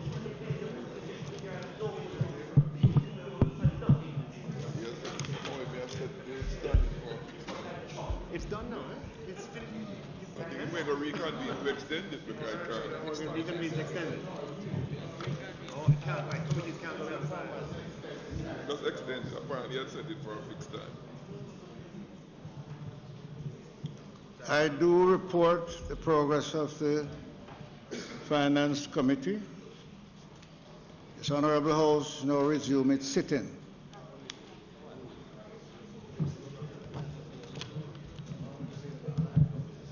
Mr. Robinson. They can't sit there while they're they have to get up. Sit at the side. Behind the bars over there. They can't sit here while they're sitting.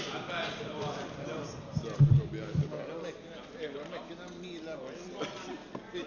We're making a meal of it.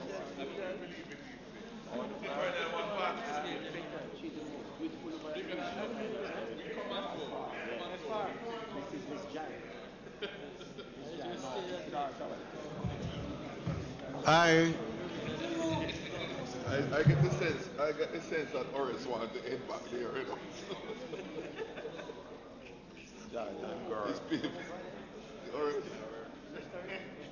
Horace, I get the sense that they want to head back to the minister.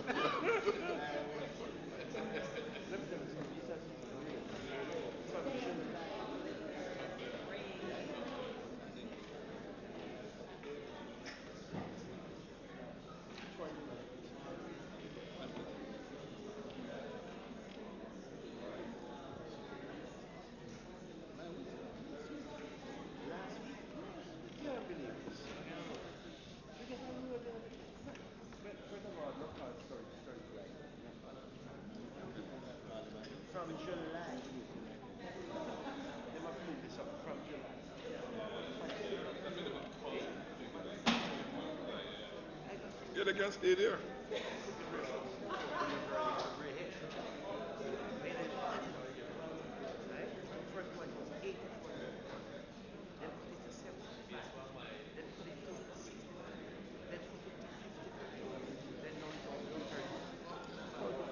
Swami,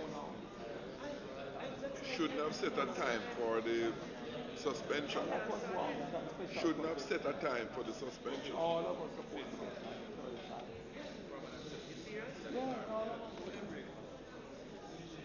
Officers. Yeah, man, the officers. Officers. Them can't come beyond the bar. With the road. The government and the ministry. No. The road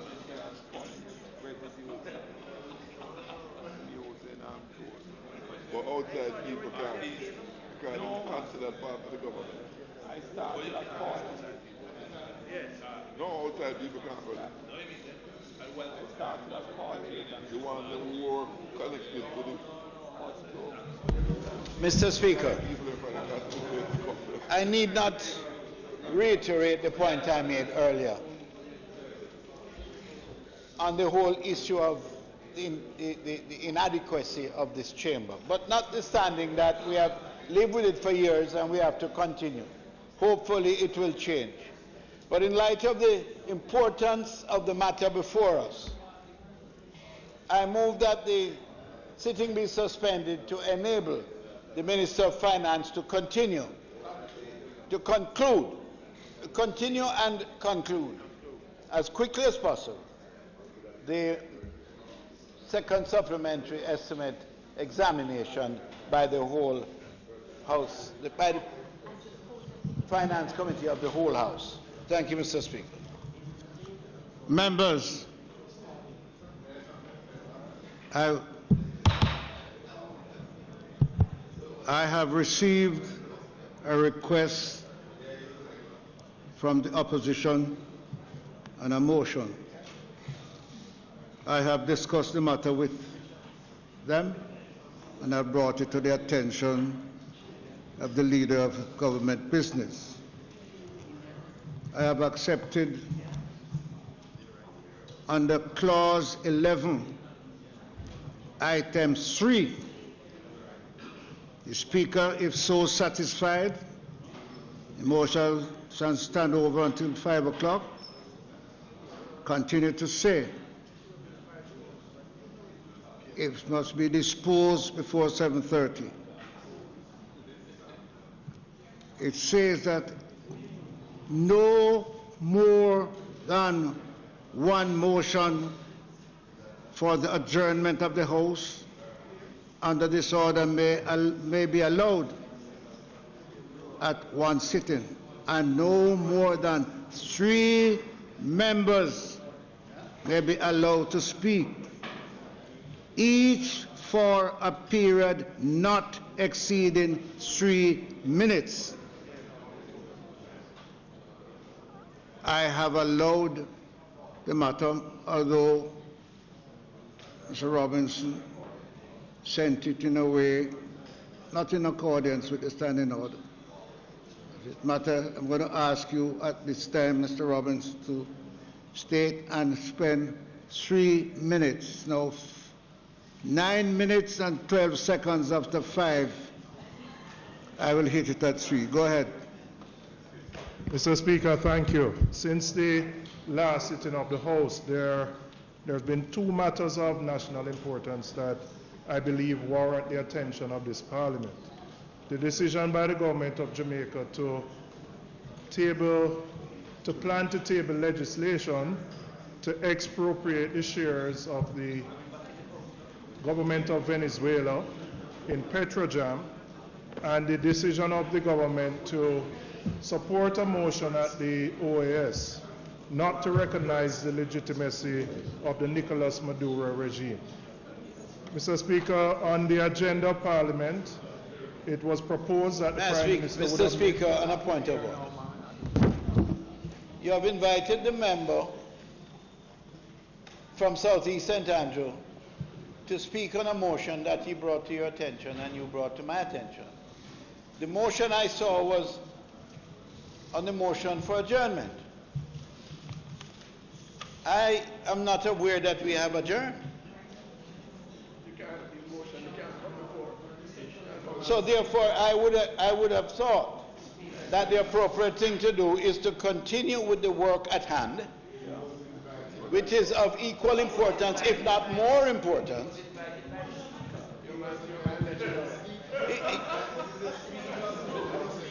He was invited by the Speaker, but I'm just raising... Order, please. I rise on a point of order to indicate, Mr. Speaker, that procedurally we have erred, but in the spirit of cooperation. I see no reason to delay the process any further. So, member, I invite you to continue. On a point of order, Mr. Speaker. On a point of order, Mr. Speaker. Mr. Speaker, on a point of order. On a point of order.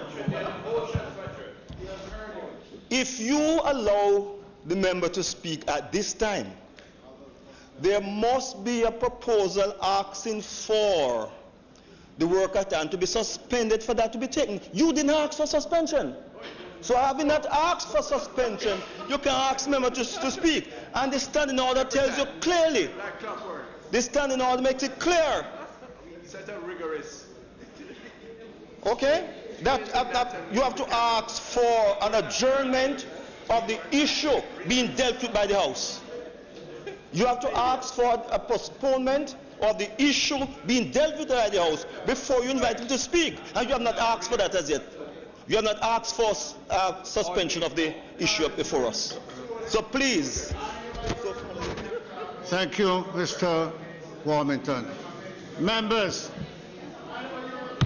I wish to bring to your attention, before we proceed any further, that we have a group of students in this parliament today. And I'm going to abide by the rules of parliament.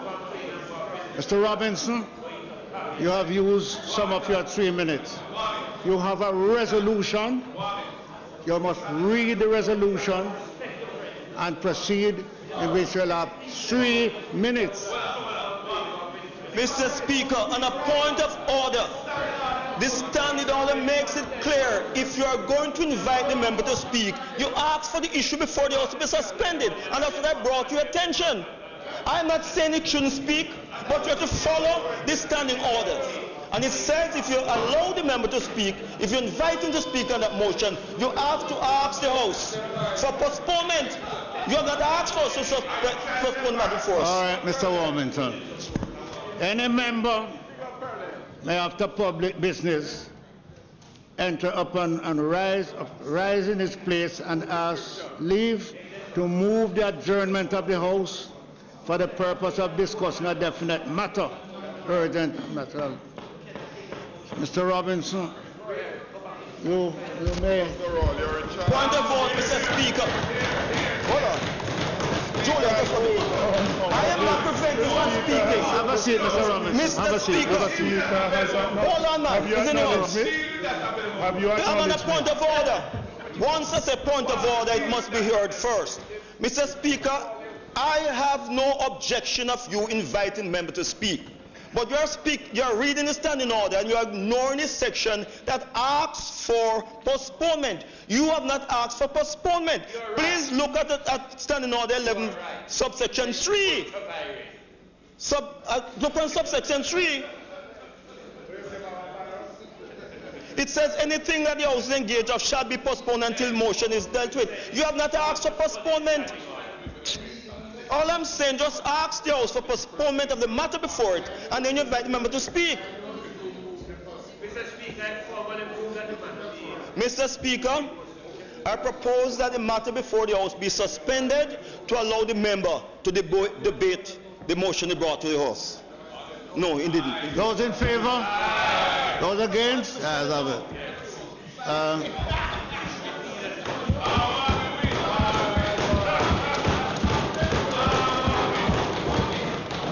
Speaker. 1 minute, Mr. Robinson.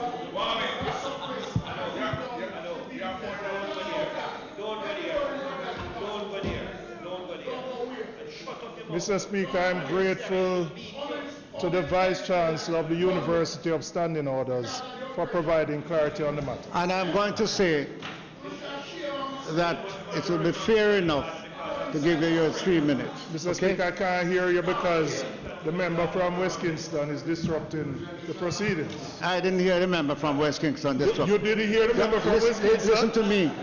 Huh? Sir Robinson, proceed with your resolution. What's the time? I'm watching the time, and you have 3 minutes to put your resolution and speak in 3 minutes. Go ahead. Mr. Speaker, since the last sitting of the House, there are 2 matters of national importance that have arisen, which I believe warrant the attention of this House. The first relates to the decision by the government of Jamaica to seek to expropriate the shareholdings of the Venezuelan government, their shares in Petrojam. And secondly, the decision of the government of Jamaica to support a resolution at the OAS not to recognize the Maduro regime in Venezuela. Mr. Speaker, on the agenda for Parliament that was circulated, it was indicated that the Prime Minister would have made a statement on the matter. I'm advised that that matter is going to be taken next week. But I felt, given the public discussion, the importance of this matter to not just national affairs, but to the international standing of Jamaica, I felt it was important to raise it. Mr. Speaker, we are in unprecedented times in the country where a government makes a decision to expropriate shares of the foreign investor in this country. We believe that there are many other methods that should have been explored, examined, and pursued before getting to this stage of pursuing this action. Some of those actions include seeking international mediation or arbitration. Mr. Speaker, I want to remind this House that the government and people of Venezuela have been friends to the government and people of Jamaica over an extended period of time.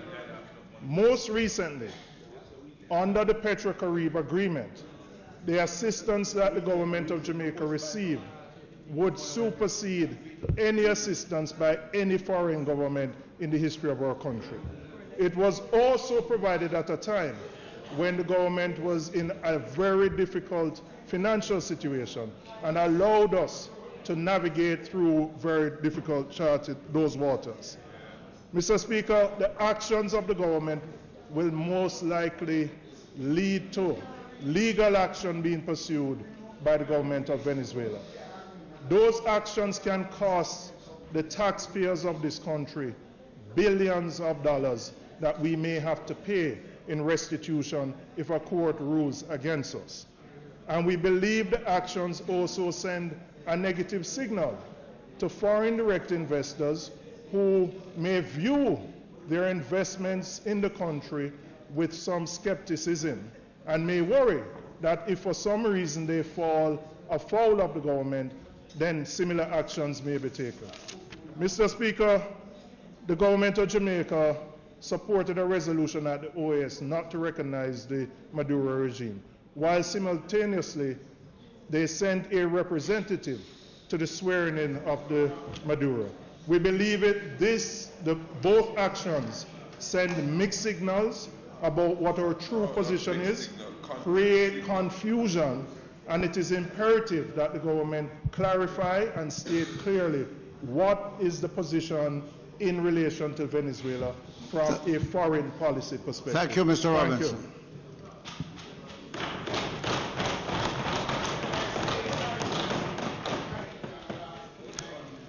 Mr. Speaker, I seek your permission to speak from a seat other than my own. Mr. Speaker, I can advise the Honourable House that following the announcement made by our Foreign Minister, Senator the Honourable Kamina Johnson-Smith, the Legislation Committee of Cabinet has reviewed a bill entitled An Act to Provide for the Compulsory Acquisition of the Shares Held in PDV Caribe in Petrojam Limited and for connected matters. Regrettably, Mr. Speaker, all the steps in the process prior to tabling were not complete in time for tabling today. We expect to table the bill at the next sitting of the House. During the debate on the bill, the Prime Minister, as Chairman of Cabinet, will discharge Cabinet's collective responsibility to the Parliament for the policy decision to compulsorily acquire the shares, as will be reflected in the proposed law.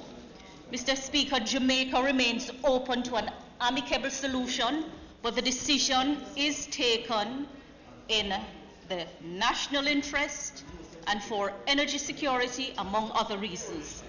The law, Mr. Speaker, is of specific application to the shares in PDV. It is not a law of general application. And when it is debated, tabled and debated, it will be made manifestly clear. One by one. Mr. Speaker, in respect of the other issue, on January 10 of this year, 19 member states of the Organization of American States, the OAS, including Jamaica, adopted another resolution on the situation in Venezuela. The content of the resolution was consistent with the resolution adopted by the OAS General Assembly in June 2018. On that occasion, Mr. Speaker, the government of Jamaica, in supporting the resolution, acknowledged that the fundamental values and principles, including maintenance of the rule of law, respect for human rights and democracy, as well as non-intervention in the internal affairs of states, remain pertinent consideration. Like the several countries represented there, Mr. Speaker, for us, our interest has always and continues to be that of the well-being of the people of Venezuela. Jamaica stands ready to lend any support that may be deemed helpful and that could facilitate renewed dialogue to alleviate the serious challenges facing Venezuela. Jamaica continues to support these principles, Mr. Speaker. We continue to maintain the hope that dialogue will take place amongst the parties, consistent with our position that the people of Venezuela should have the opportunity to resolve their various issues through dialogue at the national level. Mr. Speaker, the vote was consistent with the principled position taken in Jamaica's foreign policy. Your time is up. May it so please you.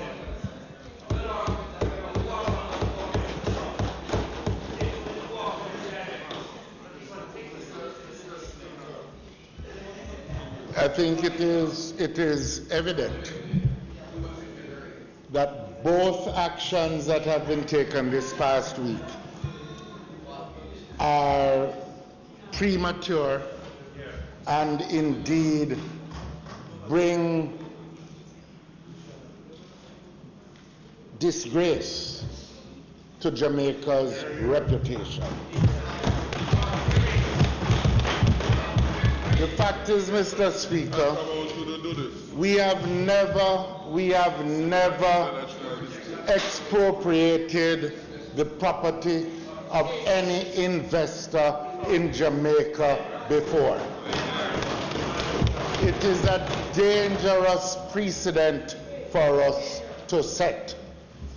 And indeed, it is premature because the joint venture agreement which exists between Petrojam and PDVSA provides for, among other things, mediation, arbitration, and even outside of that, The government could have used the good offices of friendly states, CARICOM states, other states in the region such as Cuba or others to seek an amicable solution before indicating this extreme measure of expropriation. So we must wonder about the timing of such an announcement. And the question is, why choose to announce when the legislation isn't even ready? And when the committee that has been set up to look at the financial viability of Petrojam is not due to report until May, according to the information that is available to the public. Why choose that time? One is left to draw the conclusion, Mr. Speaker, that the timing had to do with a decision that had been taken to vote in the OAS not to recognize the Maduro regime. Now let me say this, Mr. Speaker, that also was ill-advised. Jamaica has had and has now relations with many countries, and we don't have to support the internal operations of that state. We don't have to be coy about the fact that there are many things that are wrong in Venezuela, but Venezuela deserves to be treated with respect as a sovereign country.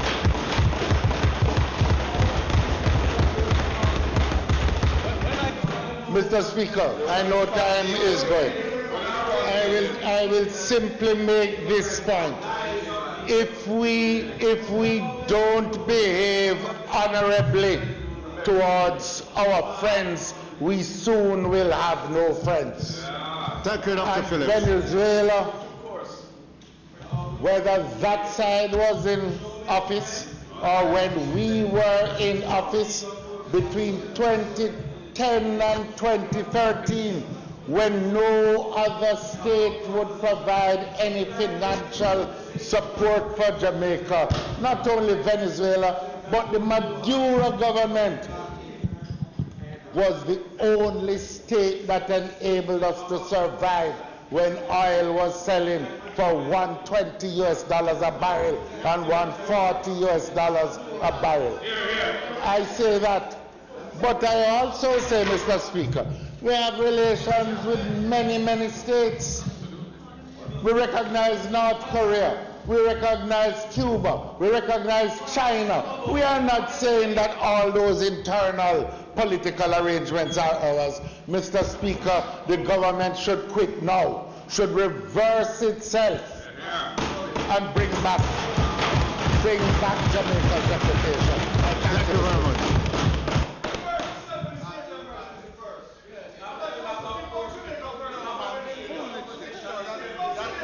You sound like somebody up north. We resume. You sound like... Order, please. Huh?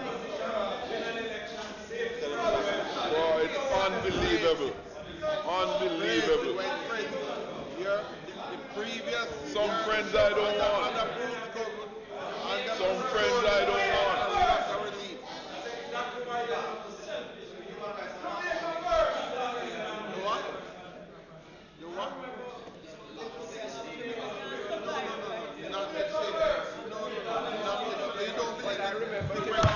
Order, please.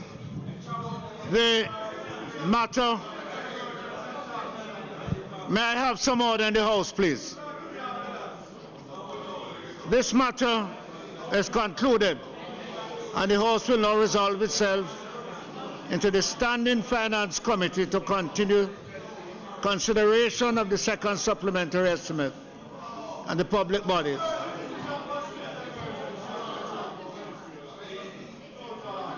And its expenditure for 2018 and 2019.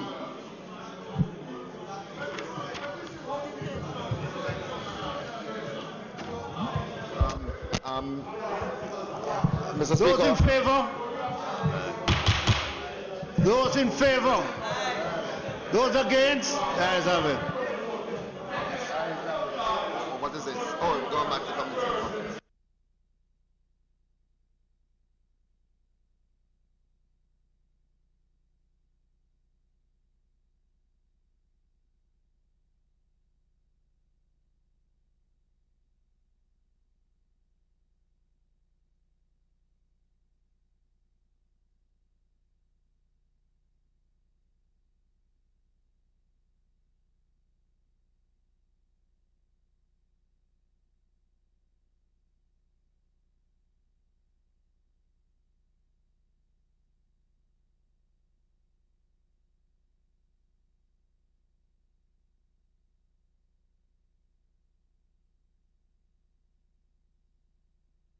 Members, we'll now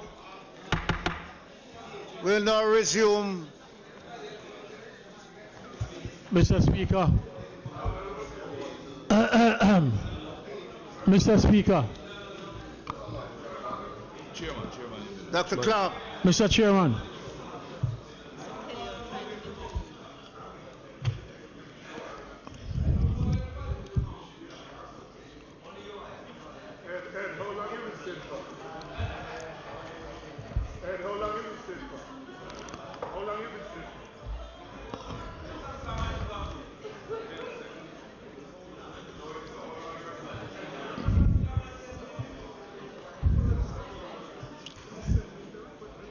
Mr. Chairman.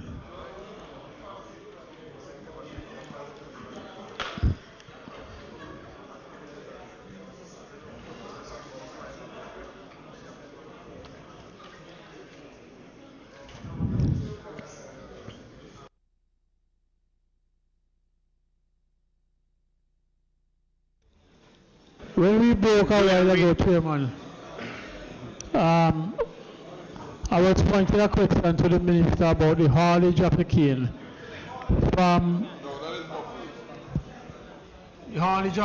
from the Hamden and Longpond area to Appleton via that Springvale D-side route to Magati. Now, a lot of expenditure has gone on the road to make it easier and cheaper so that the money can stretch that you have can stretch that more farmers will benefit. However, Minister, that lovely project has halted for the last 4 months, and I don't see any indication in the budget that there is additional expenditure to complete it. Are you in a position to say what is the status of that road, whether the money finished, whether they put in new money or what? There are some problems related to the implementation of that road repair under the sugar transformation program, and it was actually being investigated. Now, in view of the decision to transport the cane in this crop from Monimusk, I have to take an urgent look at what remedial measures we can take in the interim, despite the investigations that are taking place.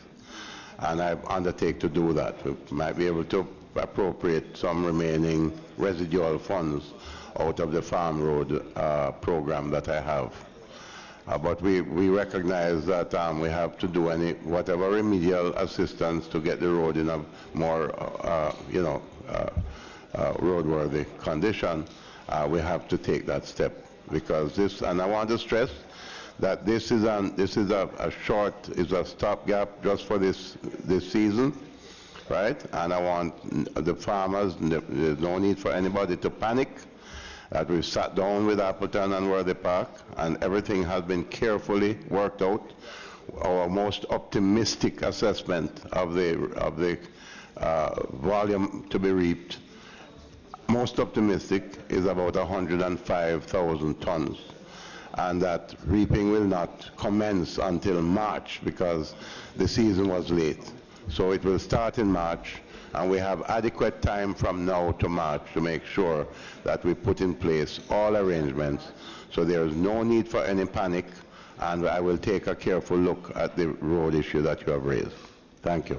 Minister, as it relates to that same road and getting the canes in the Amden Long Pond area, I would invite you to extend your investigation to look at how the canes would get to that point, because the roads, all the roads in that general area warrants the same level of attention. So in your investigations, I urge you to broaden it to include that section, and the remedial work would definitely allow for the smooth movement.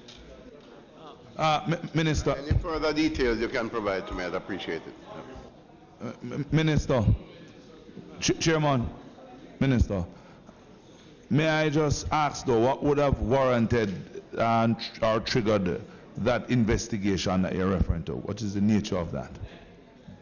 Pardon me? What would have warranted it or triggered it? Yes, the investigation. When I get the information, I'll let you know. But respectfully, you can't be investigating something that you don't have no information on why you're investigating. I'm not the one investigating it, so the investigators will give me the information. So who are the investigators? Yes, Minister. Answer the man. No. Chairman, Minister, Minister, your attempt to ignore me won't work. Who are the investigators? Answer the man. The appropriate personnel in the ministry. Yes, sir. Yes, what did you say, Minister? Is it that is the Ministry of Finance that is investigating? The, No, so, Chairman, I went put you back in the doghouse. Chairman, I ask that the report of the Standing Finance Committee be... No, Minister. Oh, yeah, one more question? Yes, one more question on the question on the road network. The roads. No, transport no, if I may, from Monmouth to Appleton, for example, would normally take the main road through Scotts Pass, through Porus, over Melrose, Spur Tree. There's an alternate route which can be utilized as original South Coast Road that goes into Alligator Pond. And I think if you are going to transport that volume of cane, you should look at the possibility of upgrading that stretch and to take the heavy traffic of that main thoroughfare and take it down through that route. So I'm suggesting that he looks at the possibility of transporting the cane to Appleton via the road between Milk River and Appleton. Well, thank you. And I will do that. Now that Cabinet has made the definitive decision, we're going to be carefully looking at all of those logistics to make sure everything runs as smoothly as possible. Thank you. Mr. Chairman, I ask that the report of the PAC committee that is before us be put to the House, to put to the House Finance Committee for acceptance.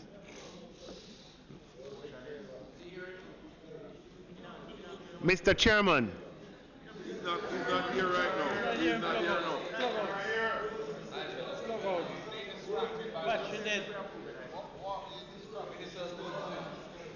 I'm on the floor of the House Standing Finance Committee. All right, Dr. Clark, proceed. You were saying.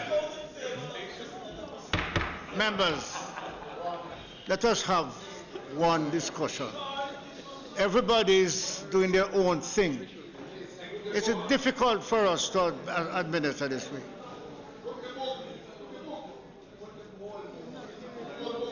Where are we now, Dr. Clark? Yeah. Mr. Chairman, the report asks you to put the book. Yes. Now that the Standing Finance Committee has reviewed the second supplementary estimate, I ask you to put the content of the book. 2018-2019. 2018-2019. Just go through it now. Finish it again. The amendment to the second supplementary estimate for us. I put the amendments. Those in favor? Those against? The ayes have it. Members, I wish you to participate. I put the second supplementary estimate as amended. Those in favor? Those against? The ayes have it. The public body's second supplementary estimate of review and expenditure 2018-2019 are before us. I put the amendment of the public bodies. Those in favor? Aye. Those against? The ayes have it.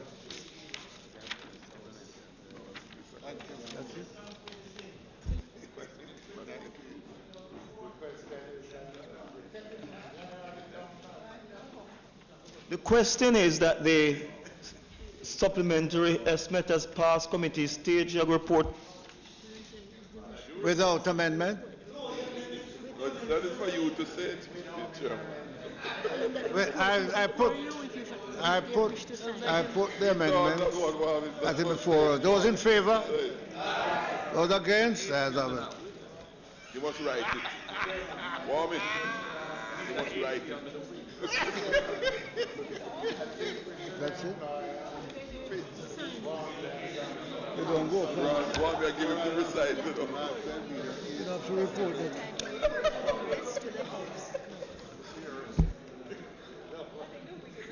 You actually finished it. Warm it for House Leader. No, warm it for Speaker. Warm it for Speaker. Warm it for Speaker. Warm it for Speaker.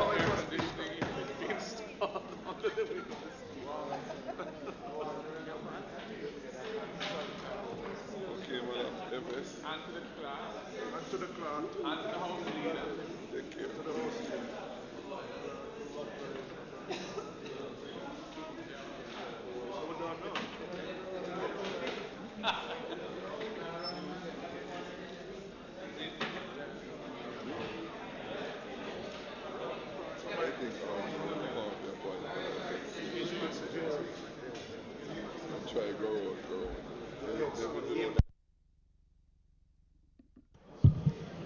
Members, I now report progress in this debate. Those in favor? Those against? As of it. Mr. Speaker, you have not put the report to the House. At your report that the supplementary estimate has passed committee stage. That's what you asked for now. That you do report to the House? No, not yet.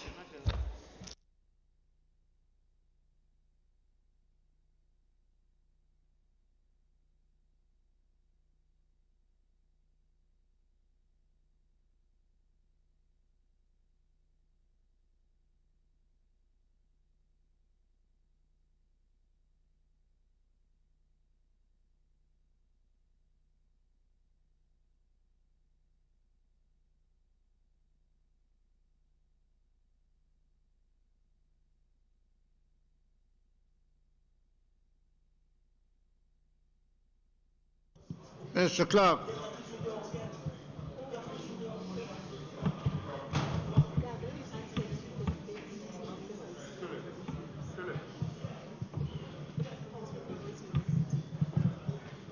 The House will now resume its sitting. I will ask Dr. Clark to speak. Mr. Speaker, I now move for the suspension of the standing orders to enable me to take the motion, the notice of which I gave earlier. Oh, probably. Just hold a minute for me.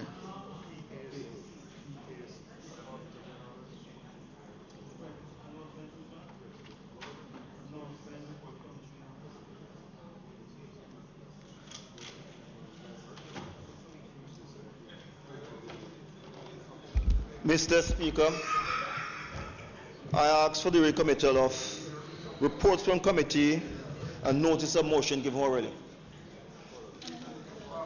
And announcements.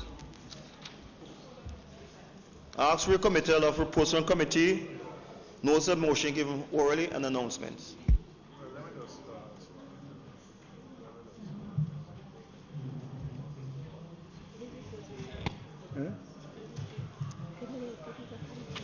Where's the one?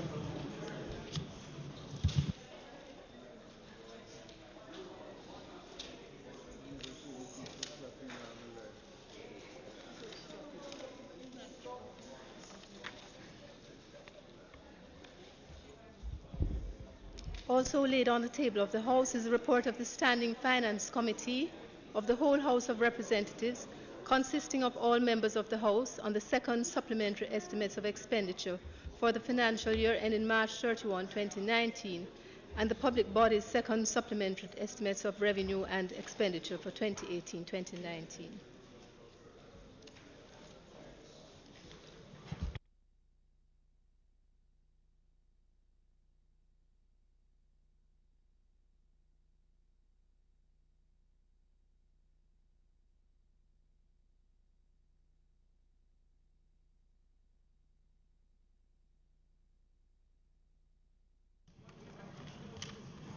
Reports from committee. Mr. Speaker, I beg to lay on the table of the House a copy of the report of the Standing Finance Committee of the whole House of Representatives, consisting of all members of the House, on the second supplementary estimates of expenditure for the financial year ending March 31st, 2019, and the public body's second supplementary estimates of expenditure for 2018-2019. Mr. Speaker. Note. I beg to lay on the table of the House a copy of the report of the Ethics Committee of the House of Representatives and its deliberation on the motion for exemption brought on behalf of the member for Westmoreland.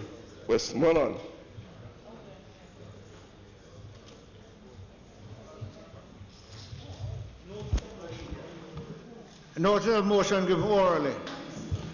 Mr. Speaker. No. No.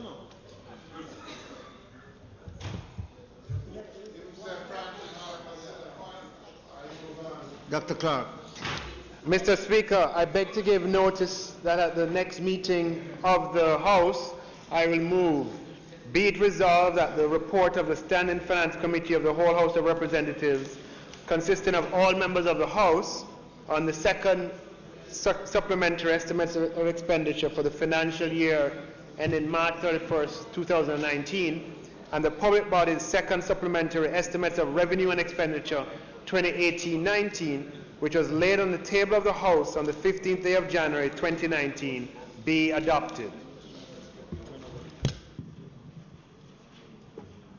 And Mr. Speaker, I further beg to give notice that at a later stage today, I'll move for the suspension of the standing orders to enable me to take this motion. Mr. Speaker, I beg to give notice that at the next meeting of the House, I will move the following motion. Be it resolved that the report of the Ethics Committee of the House of Representatives and its deliberation on the motion for exemption brought on behalf of the Member of Parliament for St. Andrews Southern, which was laid on the table of the House on the 15th day of January 2019, be approved.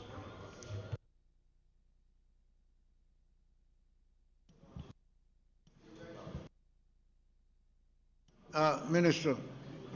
Public business. Mr. Speaker, I ask you to invite the Minister of Finance and the Public Service to open the debate on the second supplementary estimate for the 2018-2019 financial year.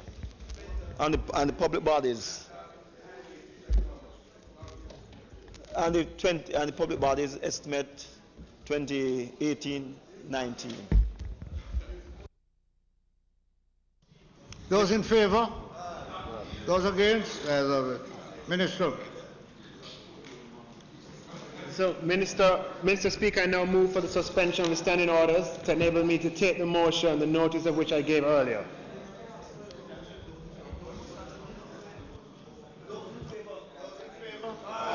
Those against?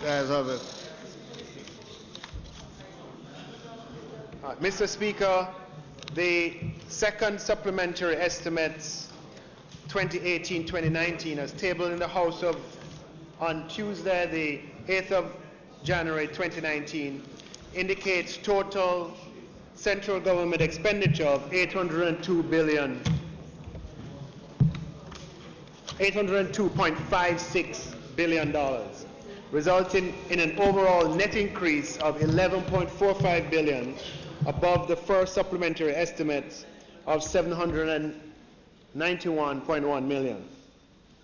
It will be recalled, Mr. Speaker, that the first supplementary estimates for 2018-2019 reflected total government expenditure for the financial year of $791.1 billion, comprising non-debt expenditure of $501.2 billion and public debt service of $289.86 billion. With adjustments in the second supplementary estimates, the projected outturn for 2018-19 now reflects non-debt expenditure of $516.89 billion and public debt service of $285.67 billion. The increase in expenditure, Mr. Speaker, is driven by the adjustments to the non-debt expenditure, which has grown by $15.6 billion above the $501 billion in the first supplementary estimates, which is an increase of approximately 3%. The increase in the non-debt expenditure is offset by a reduction of $4 billion approximately, or 1.5% in public debt expenditure, which falls to $285.67 billion from $289.8. In addition, Mr. Speaker, the second supplementary has facilitated the reallocation of budget space within and between ministries, departments, and agencies, including $4.879 billion, which was allocated under the Ministry of Finance and the Public Service for the payment of benefits under the Special Early Retirement Program and for the increase in traveling office allowances to public officers. An amount of $3.6 billion under the Ministry of Education and Youth and Information, of which $1.1 billion relates to expenditure under the HOPE-LEX program, which was inadvertently allocated to Object 21, compensation of employees, and now has been properly allocated to Object 29. And $2.479 billion representing the second year cumulative wage increase for employees and teachers, which had not been allocated across the ministry in the 18-19 budget. Mr. Speaker, the fiscal profile for the period ending October 2018 is consistent with the achievement of a primary balance target of 7% of GDP for the financial year 18-19. Provisional data indicates that central government operations to end October 2018 generated a fiscal surplus of $1.3 billion, reflecting an improvement of $11.6 billion relative to the deficit of $10.3 billion projected in the first supplementary estimates. The primary surplus amounted to $78 billion, which was $9.7 billion, or 14% higher than the $69 billion targeted in the first supplementary estimates. Mr. Speaker, the favorable fiscal performance resulted from a confluence of higher than projected revenue and grants and below programmed expenditure. Revenue and grants were ahead of the first supplementary estimates by $5.4 billion, or 1.6%, and this performance has been driven mainly by the strong performance of tax revenues, which was $8.2 billion better than revised budget. As I mentioned earlier, Mr. Speaker, tax revenue in the category of PAYE has overperformed by about $2.2 billion, and educational tax by about $600 million. And we have had overperformance in other tax categories as well, which includes local GCT, which is attributable to the increase in vibrancy in the economy, or the continuation of increases in vibrancy in the economy, and the PAYE due to the increases in employment. We've also seen where customs duty and GCT at the port have increased by $1.8 billion and $2.2 billion respectively, reflecting increased volume of activity at the ports, as well as variation in the exchange rate over the period, and significantly as well, a $1 billion overperformance in the betting and gaming category as a result of greater compliance with the procedures. Mr. Speaker, capital revenue, which was forecast at $570 million, exceeded projection exceeded projection by $1.9 billion due to higher than expected proceeds from loan payments, loans that are repaid to the government and classified as capital revenue. However, non-tax revenue, which was projected at 34 billion, fell short by 5.2 billion, which is a timing difference due to a delay in the receipt of an expected transfer from the Petro-Carib Development Fund. The revised projection for revenues and grants for 2018-19 is 623.8 billion, representing an increase over the first supplementary estimates of 14.8 billion. And tax revenue is projected to provide the largest contribution to the surplus, with an overperformance of 10.5 billion relative to the first supplementary estimates of 526 million. Mr. Speaker, this is in a year in which there were no new taxes, which speaks to something that in the House we should all be happy about, the increased yield from the economy in a year in which there was no tax increase. Mr. Speaker, the largest share of the increase in non-net expenditure is allocated to recurrent expenditure, with 23% going to capital. Included in the additional expenditure is approximately $2.6 billion to assist ministries, departments, and agencies in clearing domestic expenditure arrears.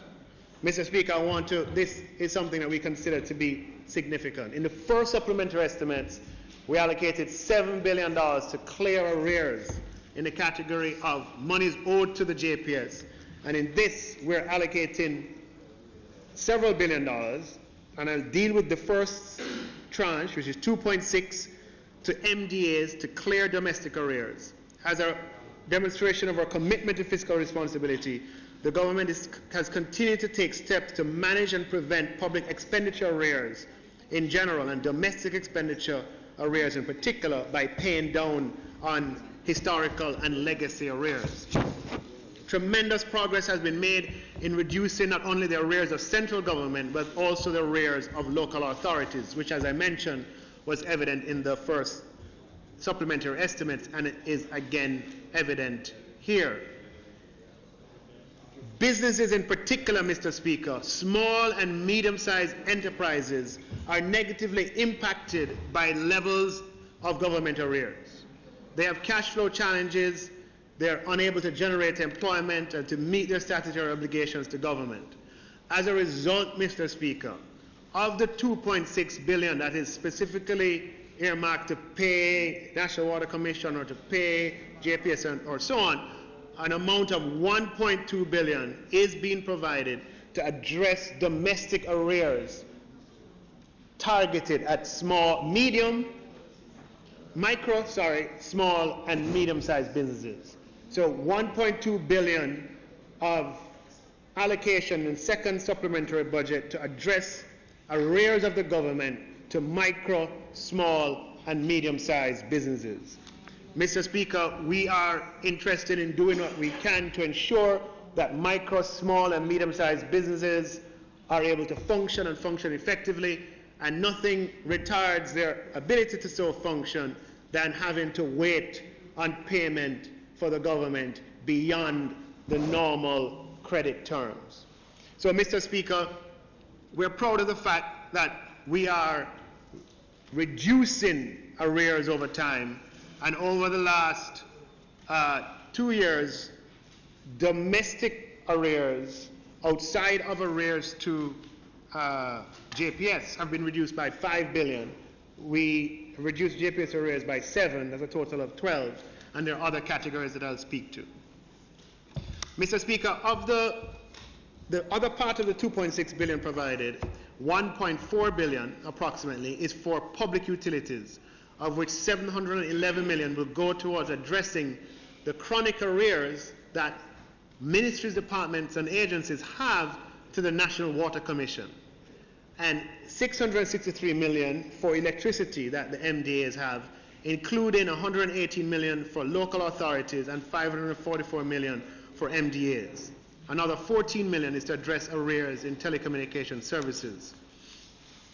Mr. Speaker, there are other legacy arrears which the government has taken a decision to address in the second supplementary estimates. There are arrears for vacation leave payments to the former employees of the Jamaica Customs Department and the Tax Administration Department. Mr. Speaker, members of the House will recall that both the Customs Department and the Tax Administration Jamaica have been made into executive agencies, and the terms of employment for employees, TAGs, semi-autonomous, yeah.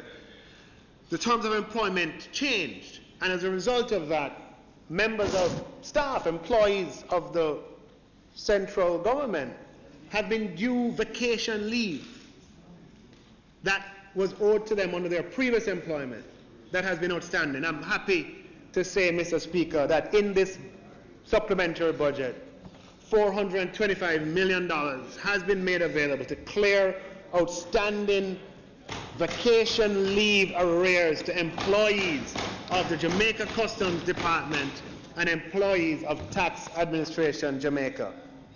So, Mr. Speaker, we're paying down arrears to utilities, NWC, paying down arrears to JPS, paying down arrears to employees, and paying down arrears to micro, small, and medium-sized business. We want the people of Jamaica to see that when the economy performs, everybody benefits. Mr. Speaker, there's also the matter of $325 million outstanding as a refund to the Spectrum Management Authority. And this goes all the way back to 2013, when the then Cabinet gave approval for the retention by the Spectrum Management Authority of 10% of the proceeds of the auction of the 700 megahertz spectrum license fee. And the money is to be used to improve their technical capacity to monitor the use of the spectrum and to ensure that licensees have unencumbered access to the spectrum. The SMA has programmed the outstanding amount as capital expenditure towards upgrade of the spectrum monitoring capabilities of the authorities in 2018-2019. And we're happy that we're in a position to honor this obligation to the SMA, which will be used for the national and the public good. Mr. Speaker, outside of those categories of arrears, I want to talk about some other things which includes arrears, that the second supplementary addresses. $2.6 billion has been allocated to the Ministry of Economic Growth and Job Creation to undertake mitigation and road maintenance work. And this includes $1 billion for the island-wide disaster mitigation program that was previously announced by the Prime Minister. The additional funds, Mr. Speaker, will finance a special constituency-based mitigation program which commenced in December of 2018 and was island-wide. And under the program, the 63 constituencies in Jamaica were allocated a minimum amount of $11 million for drain cleaning, $6 million for debushing, consisting of $6 million for debushing and $5 million for patching. Works on the debushing and drain cleaning are largely completed across the 63 constituencies at about 85%. Patching works, however, are at various stages of completion. We expect in the first few weeks of this calendar year for that to be advanced. And the program is expected to be completed before the end of March 2019. And Mr. Speaker, $1.55 billion is allocated for the maintenance of secondary roads. The additional funds will finance the clearing of drains in the amount of about $200 million, to settle payment for the opening of roads affected by rain events early this year, $150 million, and $1.2 billion will be spent on an island-wide special road repairs program to improve the nation's arterial and secondary road network, for which a detailed program listing of each and every road to be repaired in that program and is being prepared and will be submitted to the PAC as was promised at their last meeting. Mr. Speaker, there's an amount of $50 million to finance the purchase and installation of road marking materials, including thermoplastic and related supplies, signage and poles, which are critical to ensuring public safety along the main road network to support road safety. Mr. Speaker, there's one $1.045 billion being allocated to of which $905 million has been allocated to the National Solid Waste Management Authority to cover operating expenditures, as the intake from property taxes is expected to register a shortfall. Now, Mr. Speaker, this is a preemptive action to ensure that the NSWMA does not itself incur additional domestic arrears. Because if the funding is not available, then what would happen is the services, they would contract the services and be unable to pay their contractors, and the level of arrears would increase.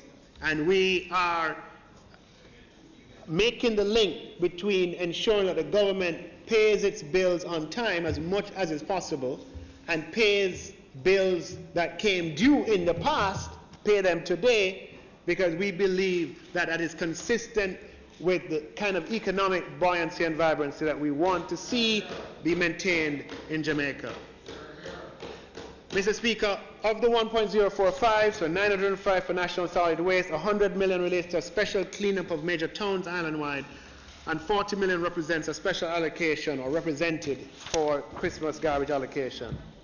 Mr. Speaker, there's $1 billion to support the National Health Fund for the provision of pharmacy services in the public health system. Under an MOU with the Ministry of Health, the NHF undertakes procurement, warehousing, and distribution of pharmaceuticals and medical sundries, as well as the retail pharmacy operations of DrugServe on behalf of the ministry. The cost of the pharmaceutical items and sundries, along with a management fee of 5%, are reimbursed by the Ministry of Health. And the amount of $1 billion is being made available for the National Health Fund to pay arrears to its suppliers for medical sundries and pharmaceuticals to ensure proper delivery to the Jamaican people. So there's another category, Mr. Speaker, of using the budget as a policy tool to ensure that we address the problem of arrears that has characterized government finances for far too long. So we have the National Health Fund arrears being dealt with. We have arrears being dealt with on a preemptive basis for the National Solid Waste Management Authority, arrears being dealt with for small and medium-sized businesses, and for employees of the Customs Department and the Customs Agency and the Tax Administration Jamaica, as well as arrears for utilities at the National Water Commission and Jamaica Public Service. Mr. Speaker, there's an amount of $2.069 billion to the Police Department, which includes $1.6 billion to meet payments to members of the federated ranks, the district constables and police officers, $263 million to meet additional payments for the enhanced security measures, and $200 million to the newly created Public Safety and Traffic Enforcement Branch. Mr. Speaker, the supplementary budget also includes $963 million in an increased subvention to the University of the West Indies, the University Hospital of the West Indies, and Norman Manley Law School, with $756 million going to the UA Mona campus, and $194 million going to the hospital, and approximately $13 million to the law school. The allocations to UA and the law school represent the government of Jamaica's contribution to the economic cost of Jamaican students attending the University of the West Indies. And Mr. Speaker, very importantly, the supplementary budget includes $300 million to support the government's response to the current dengue outbreak. On the capital side, Mr. Speaker, the capital budget reflects an increase in expenditure of $3.6 billion, or 5.4% over the first supplementary estimates. And this increase is due to an additional $7.3 billion allocated to the major infrastructure development program. Mr. Speaker, under this level of capital expenditure that the second supplementary envisions, total capital expenditure for the year will be just under $69 billion, 68.8 to be precise. And capital expenditure of $69 billion, Mr. Speaker, represents a substantial increase in capital expenditure over the last 2.5 years, an increase of well over 100%, which speaks to the fruits of Jamaica's economic reform program, allowing for fiscal space to open up for us to spend on priority areas that capital expenditure can address. And Mr. Speaker, my presentation today, however, is confined to the increase in CapEx in the second supplementary over the first supplementary. It will be recalled, Mr. Speaker, that the major infrastructure development program is a $352 million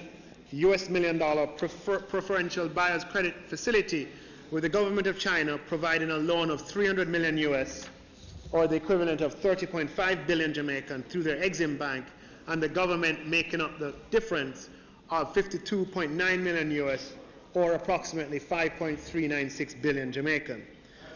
Under the program, the government of Jamaica has undertaken to install modern infrastructure for water, sanitation, drainage, and telecoms that will serve Jamaica for the next 40 years. As a part of the legacy projects component, Mr. Speaker, improvement works are ongoing on several of the busiest and most congested roads in our cities. By providing additional capacity, improving intersections, and adding or upgrading vital infrastructure such as sewage systems along Hagley Park Road, the government of Jamaica expects to enhance the economic capacity of these corridors and boost productivity through reduced travel times. The construction contracts for the improvement works along Constant Spring Road, Hagley Park Road, and Ferris to Macfield are scheduled for completion in June of 2019, and the works under the local component are largely completed. The government of Jamaica, acting through the NWA, is pursuing an aggressive construction schedule designed to reduce the period of public inconvenience and dislocation.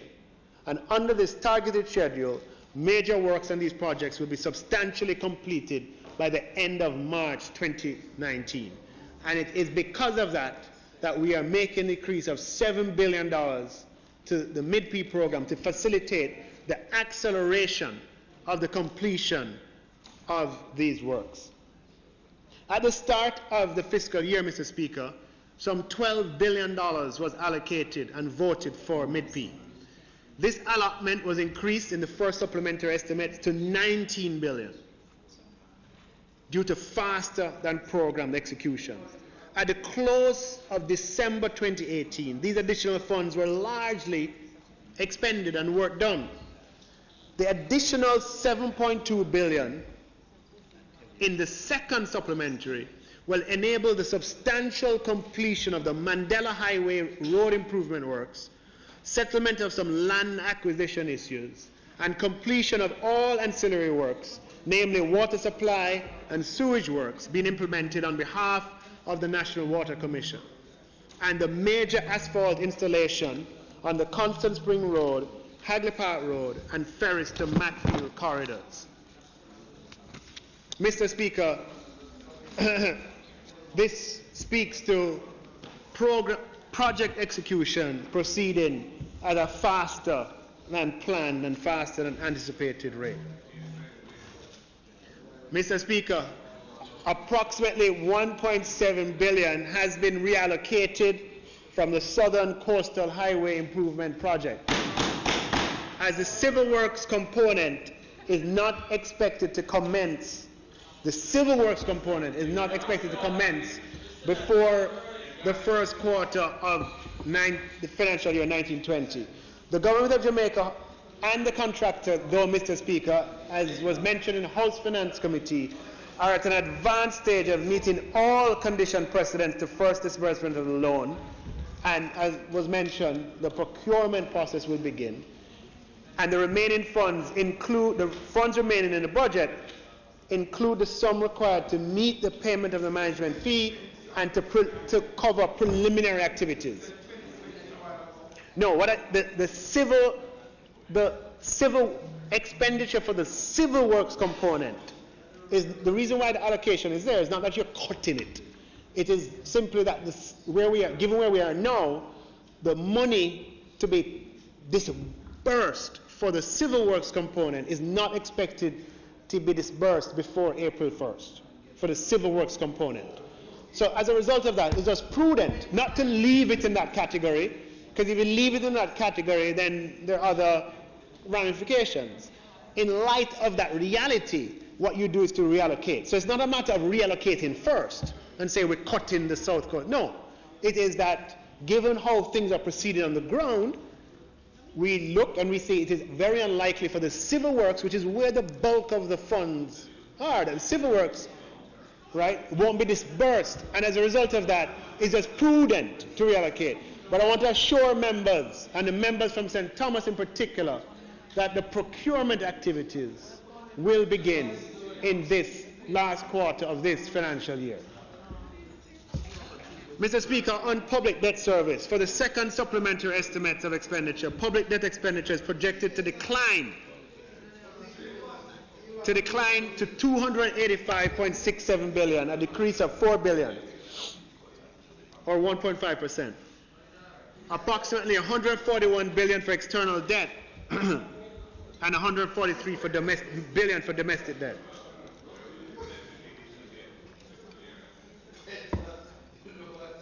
Among the factors responsible for the variance is the reduction in J-dollar payments due to an appreciation of the J-dollar vis-a-vis the U.S.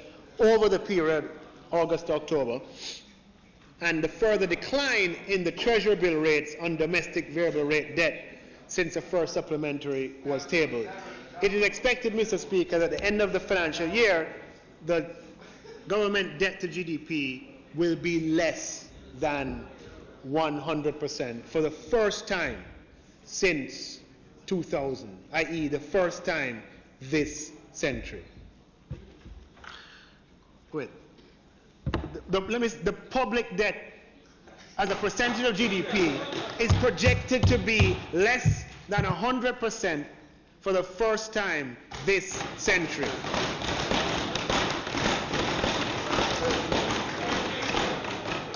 Mr. Speaker, self-financed public bodies are forecast to generate an overall balanced deficit of $17.7 billion, which is an improvement of $2 billion on the deficit of $19.78 billion indicated for the first supplementary estimates. Contributing to this outturn are the flows from the central government included in the second supplementary estimates, which will be going to the National Water Commission, the National Health Fund, Spectrum Authority, the JUTC, and the Montego Bay Metro. Mr. Speaker, this concludes my presentation on the second supplementary estimates, and just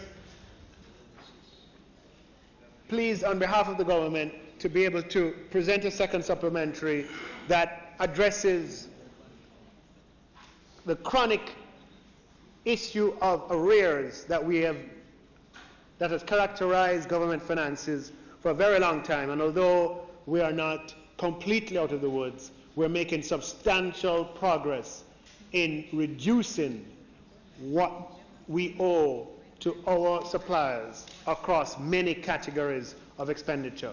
And the day is going to come shortly when we will be able to declare that outside of one or two legacy, long-term issues, that the matter of domestic arrears is a thing of the past. Thank you, Mr. Speaker.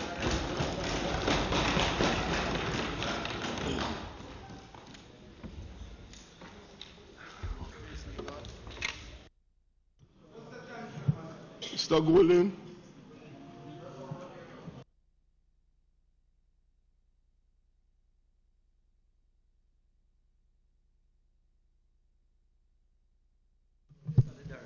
Thank you.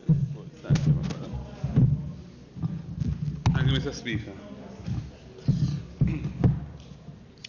Mr. Speaker, as reported by the Minister, what Jamaica is witnessing is a continuation of an improvement of the public finances of the country. the road to this has been a long and challenging road.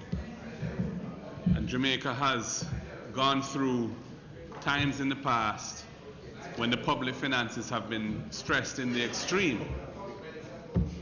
In fact, we've been through periods where so stressed were we that we could not get access to the international markets. And we couldn't get access to multilateral funding. And in fact, the leader of the opposition mentioned this as being a situation in 2010, 2011, when things were really at the edge of a precipice. Prudent, diligent management, staying the course, bipartisanship on important issues of fiscal policy, and the guidance of an IMF program have collectively, I believe, assisted us to get ourselves nationally on a path to hopefully what will be, barring exogenous shocks, barring the unforeseen shocks that any country has potentially to deal with, we are on the pathway towards healthy public finances on a permanent basis. This is a very good thing. We, when we were in office, worked extremely hard to ensure that we were on that pathway. We passed a plethora of important legislation to strengthen the tax system, putting additional tools in the tax department's menu of options to ensure that persons pay the taxes that they're supposed to pay, and putting additional new systems in place, and that work has continued, and we are seeing the fruits of it because the revenues continue to outperform budget year after year and create additional fiscal space to pay down domestic arrears and fund capital expenditures and other things that we support. Having said that, Mr. Speaker, Jamaica has a problem. It has a problem with economic growth. We are just not seeing the fruits of our labor that we had all anticipated would have emerged from getting the public finances under control, bringing down the debt to GDP ratio, improving the tax collection system, and so on. We still find ourselves in a situation where the rates of real economic growth are far lower than are needed to achieve prosperity for our people over the medium term. And I just think that it's time for the government to recalibrate the approach that they have been taking to this issue, and to see whether they can't find ways of trying to improve the outcome when it comes to economic growth.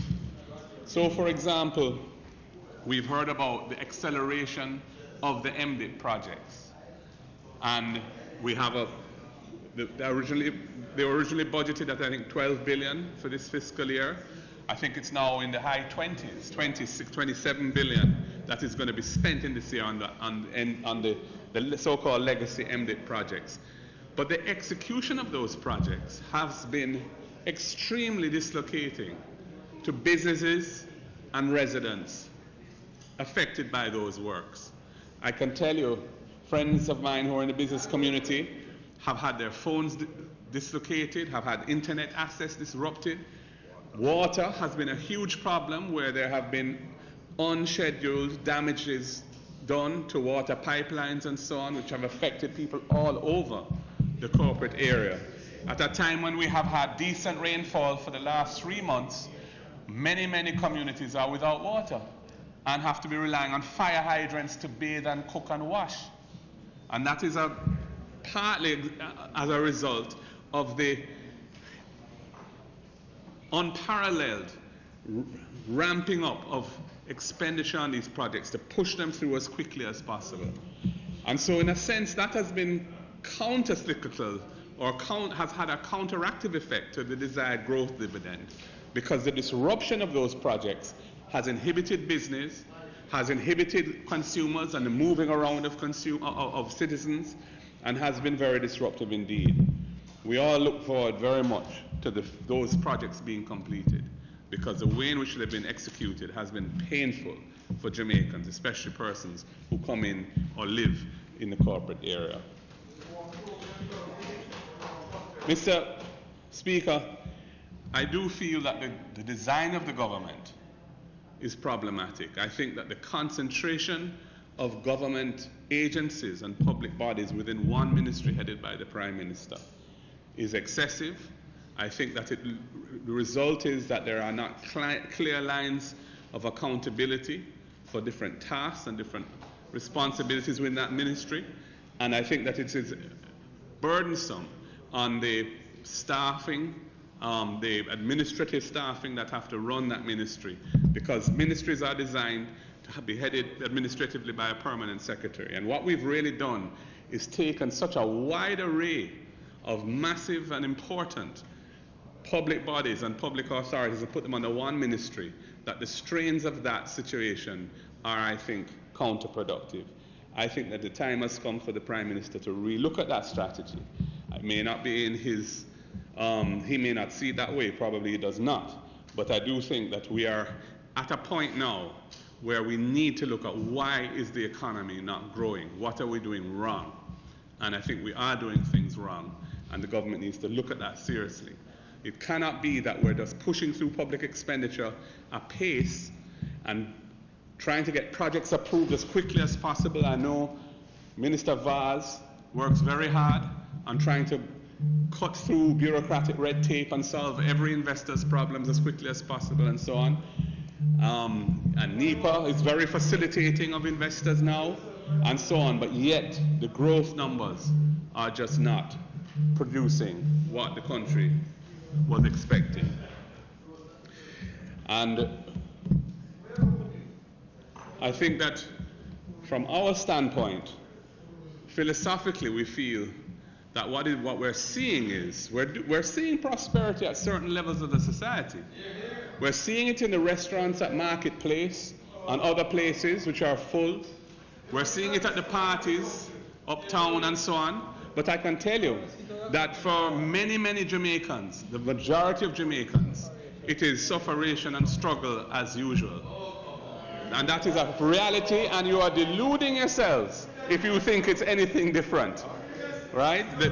And it stands to reason, because we have not had the levels of growth that would be transformational of the economic prospects being felt by the majority of the Jamaican people. So why would you expect anything different? The levels of growth, Jamaica's economy has not grown in the last 3 years, 6%. So, you know, that is not sufficient to drive the transformation of the prospects and quality of life of our people. And we need to look at this again. On our side, we have some views on how to achieve more inclusive growth.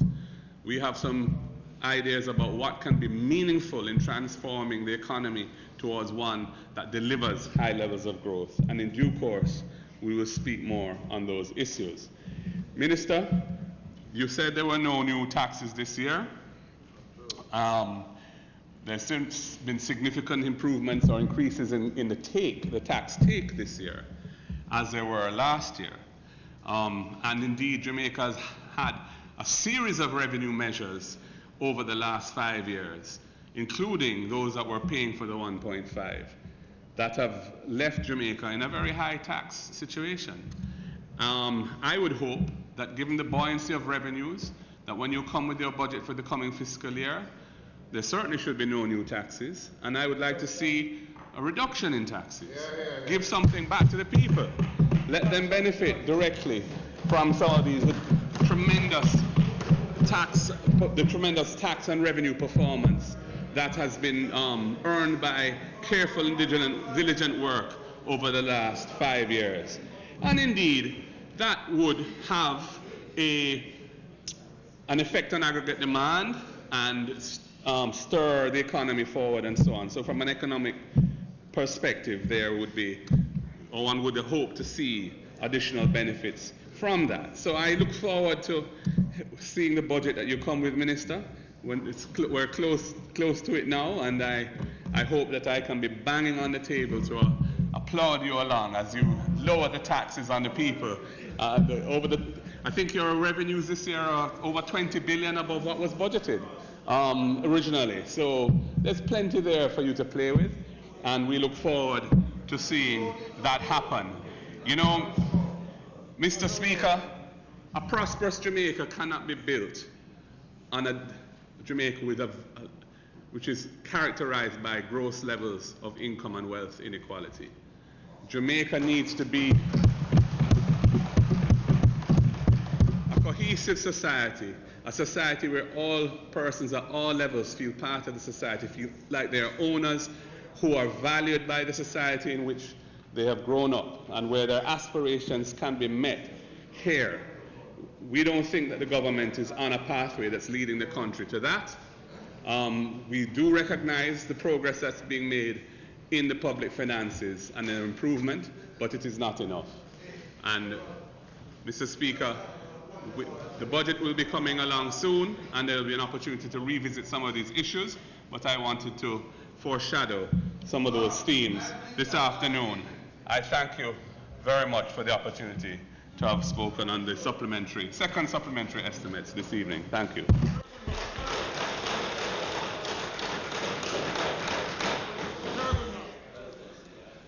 Mr. Speaker, I thank the member for his contribution to the debate.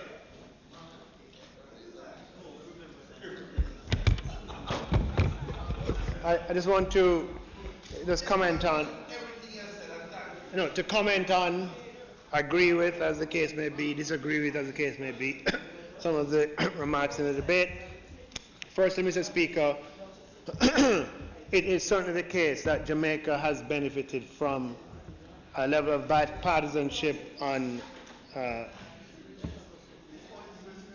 fiscal policy and fiscal matters that serves as an example to the world. To date, there's no other country that has, on its own accord, without help from some supranational body, reduced its debt from the chronic levels of 147% to lower than 100% organically. And where we have a commitment, a bipartisan commitment to get to 60%. That is something to be proud of. That is something to celebrate. I know that when we were in opposition, I can speak for myself, I can speak for members here, we were supportive of the bills that you brought, and I believe that that support continues with you in opposition for the goals, the fiscal policy goals that we have that are outlined in our fiscal responsibility framework. Again, something to be proud of, something that we are showing the world. We can be famous in the world for more than the things we're famous for today. We're good, we're great in the world for, athletics, we're great in sport, we're great in music, our cultural exports are tremendous, our food, our cuisine, and so forth. But we can lead the world as well when it comes to our economy. And we can show the world there's no country to date that has gone from developing to developed using in a liberal democratic model. All countries that have made that transition at some point have had some illiberality. Right? Jamaica, no, I'm saying that Jamaica stands as an example in the world of principles of, we're fifth in the world when it comes to freedom of the press. Right? Liberal democratic principles and advances in our economy. So I want to spend some time on that first point you mentioned. I think it's very important, and it's something that should continue indefinitely. Mr. Speaker, the phrase that you use, that Jamaica is on a pathway to healthy public finances on a permanent basis, is a phrase I agree with, and one that I want us to make sure that we are all rallied around. Because indeed, Jamaica is an open economy, a small economy, and exogenous factors, things that happen externally, can affect us. So it's very important that our public finances are always strong. Mr. Speaker, the matter of economic growth. It's great that we're at the stage that economic growth is a part of the political economy, that it is something that parliamentarians stand up and talk about. You're not growing enough, you're growing fast enough, and so that may not necessarily have always been the case. So I welcome a debate on growth and economic growth. But it's important to contextualize and to frame that debate and to recognize a fact, or the facts, that Jamaica's growth rate over the last 40 years has averaged 1%. That is the base from which we come. So when you average 1 and you go to 2, you have doubled your historical average. Okay, so the structural issues that we have faced, right, over 40 years, we've averaged 1, we are at 2. Doesn't mean that we're satisfied. But let's just understand the context. The second thing for us to use to frame the debate is that Jamaica has had 15 consecutive quarters of economic growth. Let me repeat that. Jamaica, members, has had 15 consecutive quarters of economic growth. Growth under your time, and the growth has continued, and long may it continue. That's not something to take lightly.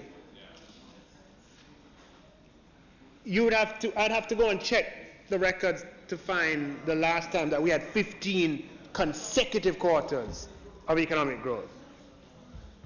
Now,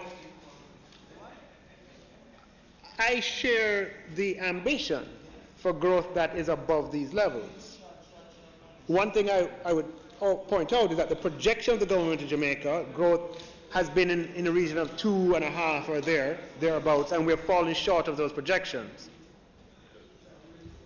But to do that, we're going to have to find ways to increase the domestic content in Jamaican production. And that's not something that can happen overnight, because the productive enterprises in Jamaica were destroyed over a long period of time, and it takes time for that productive capacity to be returned.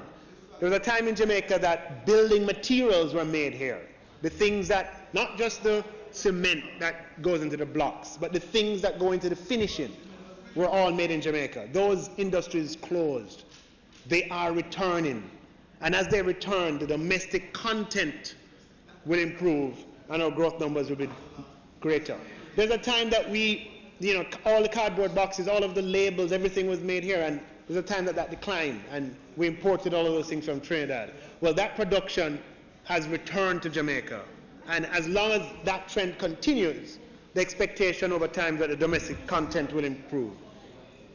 Mr. Speaker, the member spoke about the dislocation to business due to the acceleration of capital expenditure vis-a mid-P. That's not something that I can deny. I mean, it's a fact that there has been some dislocation, but the dislocation has been for a good reason. Again, there are trade-offs, and the trade-off is between an expiration of mid-P, which all of the advantages of it would go away if it was not all utilized by a certain date, right? And the advantages of having those major roads be able to facilitate traffic moving at fast pace which is permanent. There's a permanent benefit against a temporary dislocation.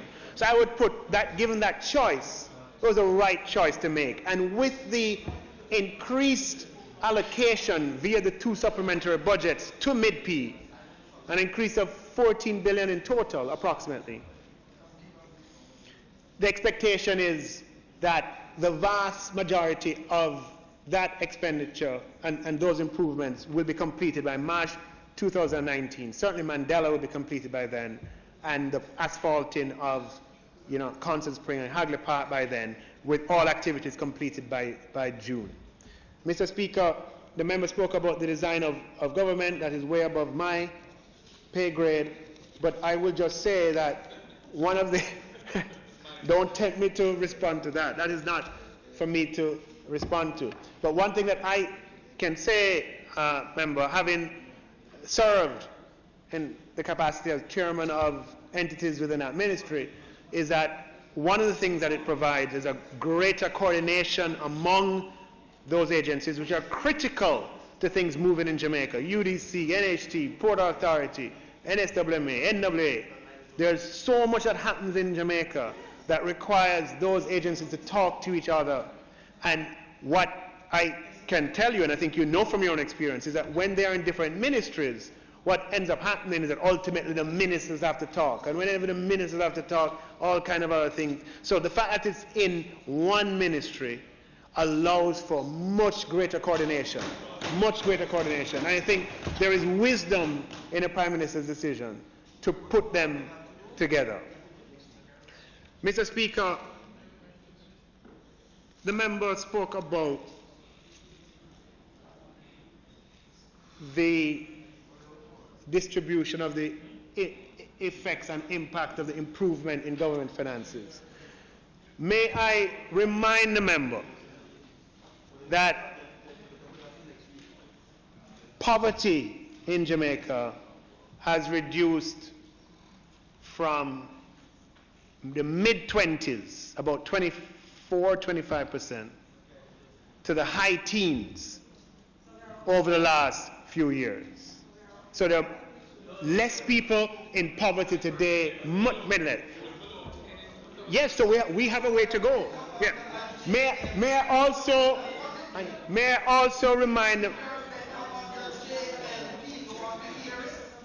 May I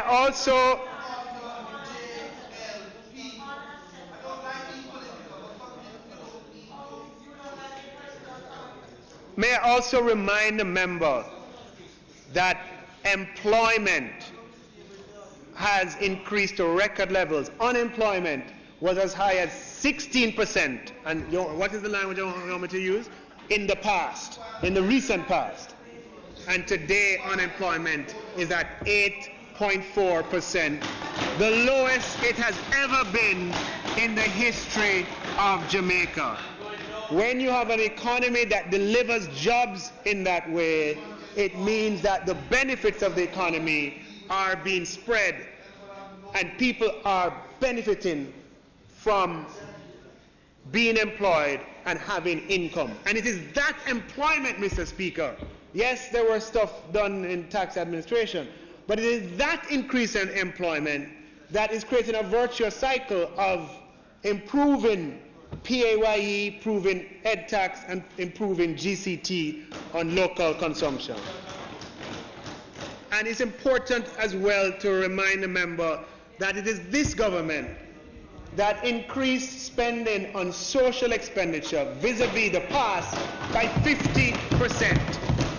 So when you come and you talk about how things are, just remember that this is a government that believes in economic opportunity for all, and our policies are aligned with that. When it comes to supplementary budget, look on what we're doing. We're targeting water, which affects everybody. We're targeting payment, NSWMA, sanitation and garbage. We're dealing with roads and social expenditure. We're making sure that micro business and small businesses who are owed money by the government of Jamaica in excess of 90 days, we are making sure that they are paid. $1.2 billion is going to be made available in this supplementary budget towards micro and small and medium-sized businesses. That is a government that understands that it takes all of us for the economy to function effectively. And micro businesses are a very important part of the economy. So, Mr. Speaker,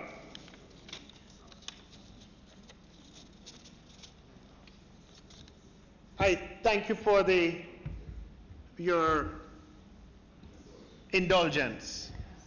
And I'm going to ask for you to move a motion for the supplementary budget to be approved by the House. Hear, hear. Thank you very much, Mr. Speaker.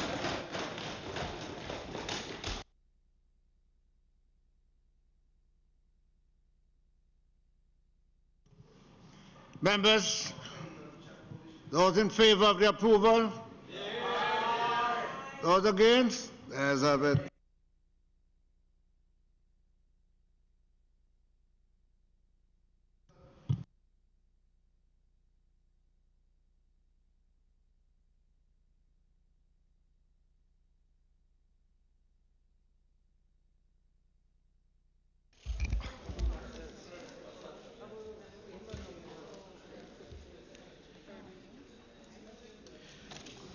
Mr. Speaker, I now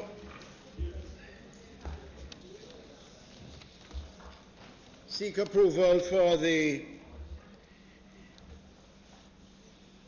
question and answer period now that the time is 6:46, well past the time of 3:15, within which questions and answers can be asked. I ask that the House approves the extension in order to permit the question that was previously to be responded to by the member from Southwest, by the Minister of Local Government of the member from Southwest St. Andrew.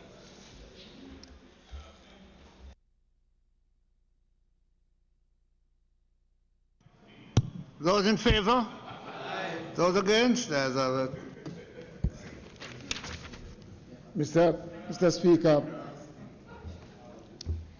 Mr. Minister. Response to Minister. To the questions tabled by the member. Minister, Dr. Burke should ask to. Yeah. I beg to give notice of the following questions to the Minister of Local Government and Community Development. Would the Minister please state what was the monthly rental or lease of the offices of the Ministry of Local Government when he assumed office in 2016? And would the Minister please state what is the current monthly rental or lease for the offices of the Ministry of Local Government?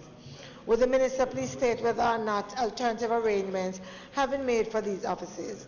If the answer is in the affirmative, would the Minister please state what were the circumstances that occasioned this decision? Would the Minister please state what the current arrangements are and how they differ from what was in place when he assumed office? A point of order, Mr. Speaker. Mr. Speaker, the Minister is asked to answer questions tabled in the name of the Member of Parliament for Southwest St. Andrew. She doesn't need to read the question to us. The practice is that she asks, Mr. Speaker, asks the Minister to answer the question standing my name. And I would have expected the senior members beside her would have advised her that that is the way questions are dealt with. You're correct, Minister. Dr. Burke, you may proceed as corrected by absolutely, Mr. Speaker, I have no difficulty proceeding. You may proceeding. just ask the Minister to recognize your question and proceed to answer. Can I ask the Minister to respond to the question standing in my name? Thank you. Thank you. Question 1. Will the Minister please state what was the monthly rental lease for the offices of the Ministry of Local Government and Community Development when he assumes office in 2016? Answer to question 1. In 2016, the offices of the Ministry of Local Government was located at 85 Hagley Park Road, Kingston 10. The Commissioner of Lands was and remained the registered proprietor and owner of this property. The Ministry of Local Government and Community Development do not pay the Commissioner of Lands a monthly rental or lease for use of these premises for its offices. Question 2. Will the minister please state what is the current monthly rental lease for the offices of the Ministry of Local Government? Answer.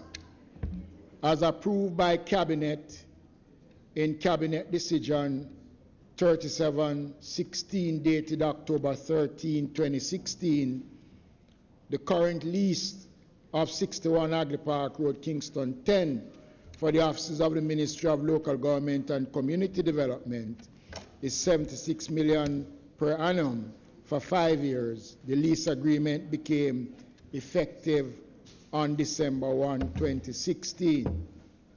Question. Would the minister please state whether or not the alternative arrangements have been made for these offices? If the answer is in the affirmative, would the minister please state what were the circumstances that occasioned this decision? Answer. The question is unclear. Whilst the Commissioner of Lands remain owners of the property at 85 Agley Park Road, Kingston 10, these offices are presently being occupied by the Jamaica Fire Brigade. The circumstances that had occasioned this decision arose from the urgent need for the relocation of the brigade from 14 Port Royal Street. This relocation of the JFB have been treated by the government of Jamaica as a matter of urgency to facilitate the completion of works for the United Nations House in accordance with the terms agreed by the government of Jamaica. Question 4. Will the minister please state what is the current arrangement? What are the current arrangements and how they differ from the original in place when he assumed office? As indicated above, the current agreement was approved by Cabinet, and the lease agreement, the rental is at $76 million per annum for 5 years. In 2016, the offices of the Ministry of Local Government and Community Development was located at 85 Agley Park Road. As previously said, the property held by the Commissioner of Lands. There are no current rental or lease for this occupation. If the member wishes to be advised on the difference between the ministry being located at 85 or at again 61, this may be stated. As I have stated it as briefly as I can, the relocation has enabled, among other things, the effective, efficient operation and function of the ministry. On visiting the former location, and there are a number of serious health issues, Mr. Speaker, that affected the welfare of the staff, and based on several observations and security checks and recommendations, it was felt that the ministry at its present location was not suited enough for the operation, and that the ministry have outgrown the size of the present location. And also one of the considering factors also, Mr. Speaker, is that the Jamaica Fire Brigade for the last 25 years have been occupying premises, and they have been given notice for over 20 years to vacate the United Nations building at the downtown Kingston. And this move by the ministry also helped to facilitate the relocation of the Jamaica Fire Brigade, Mr. Speaker. Thank you, Mr. Speaker. Let me thank the minister. Go ahead. Mr. Speaker, let me thank the minister for responding to the questions, and thank the House for the members for. You have a follow-up, right? You can after me. Is that yeah, man, it's not a problem. Let me also thank the members for their kind accommodation of taking the question at this time, given where we are. There are, if I just a follow-up question, and then I know my colleague also has a question. Minister, when we asked these questions, the Auditor General's report, of course, was not tabled at that time. Several questions have been raised in relation to the lease and what has been happening. I'm wondering whether or not the minister, in reflection, would believe that a commitment of $380 million over 5 years, in addition to spending $200 million in the first year, when you look at that, if that was the best decision that could have been made in terms of relocation of the ministry, notwithstanding the urgency as stated in relation to the Jamaica Fire Brigade and its need to move. Mr. Speaker, to the member, the amount sounds a lot, but you also have to be cognizant of the challenges that the staff at the ministry experience. Several robberies took place. Staff was held at gunpoint. Almost every week, a member of staff motor vehicle was severely damaged. The location that the ministry was operating from was a plaza. Right adjacent to the ministry was a betting shop. There was a nightclub there. A nightclub is situated in the plaza. There are days when you come to the ministry to attend a meeting. There is no parking. I remember,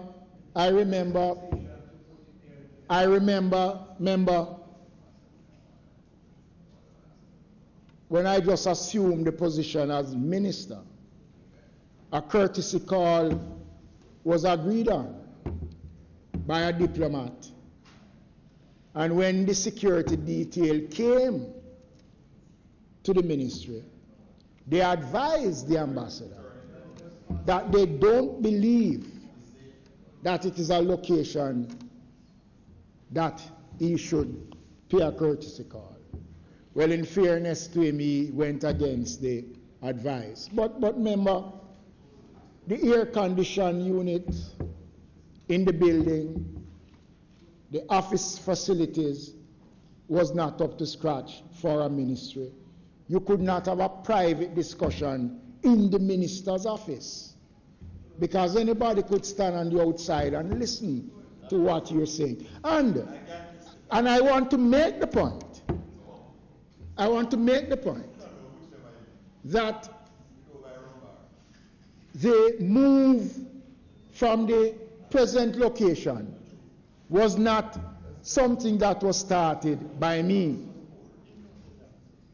Previous ministers, the minister before me, engaged the staff in discussions about relocating the ministry.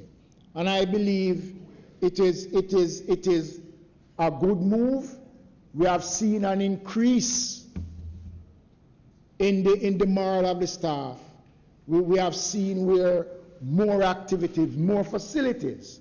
And I want to make the point that I am not prepared to make any comments on the report of the Auditor General on this matter, because at some point in time, the ministry will have the opportunity to come to the Parliament to speak to the issues raised in the Auditor General's report. But just to say, member, that I believe that there is value for money and the long-term benefit is in the interest of the staff and the production of the ministry.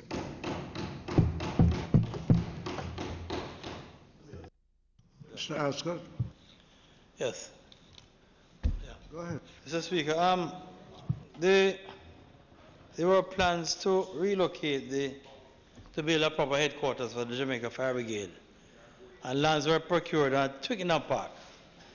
And designs were made to create a training facility that would serve not only Jamaica, but the Caribbean.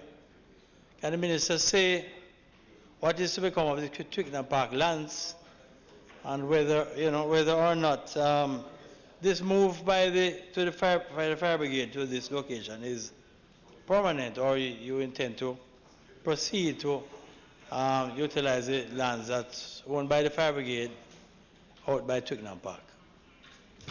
Mr. Speaker, I will respond by saying that the question posed by the member is not a part of the original question. What I am prepared to say that the Jamaica Fire Brigade is presently occupying a space that is actually owned by the Ministry of Local Government. We will look at whatever are the other issues associated with the Jamaica Fire Brigade at some point in time. So, Minister, therefore, I want to ask now, if the security and health issues that affected the ministry previously would not affect the fire brigade, and whether or not those have been resolved. The fire brigade on inspection agreed to move to the location. They were not forced to go to the location. And I know that they have been working with the other players in the complex to have the situation remedied there. Okay? But it is not an issue that was forced upon the fire brigade. And just finally, Mr. Speaker, I note the minister's comment as it relates to questions concerning the Auditor General's report, and I have no doubt that the relevant committees of Parliament will be investigating further into that.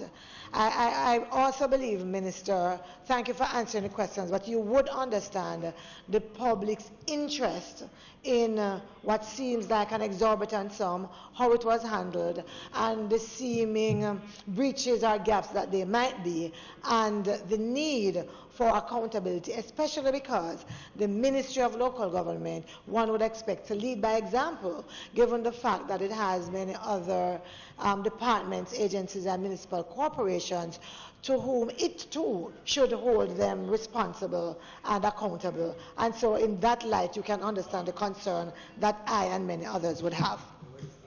Madam, my colleague, I share those views. And as I said before, at the appropriate time, the ministry will respond to the concerns raised. And I know that at that time, the public will be enlightened as it relates to the ministry's response to aspects of the findings of the Auditor General. Mr.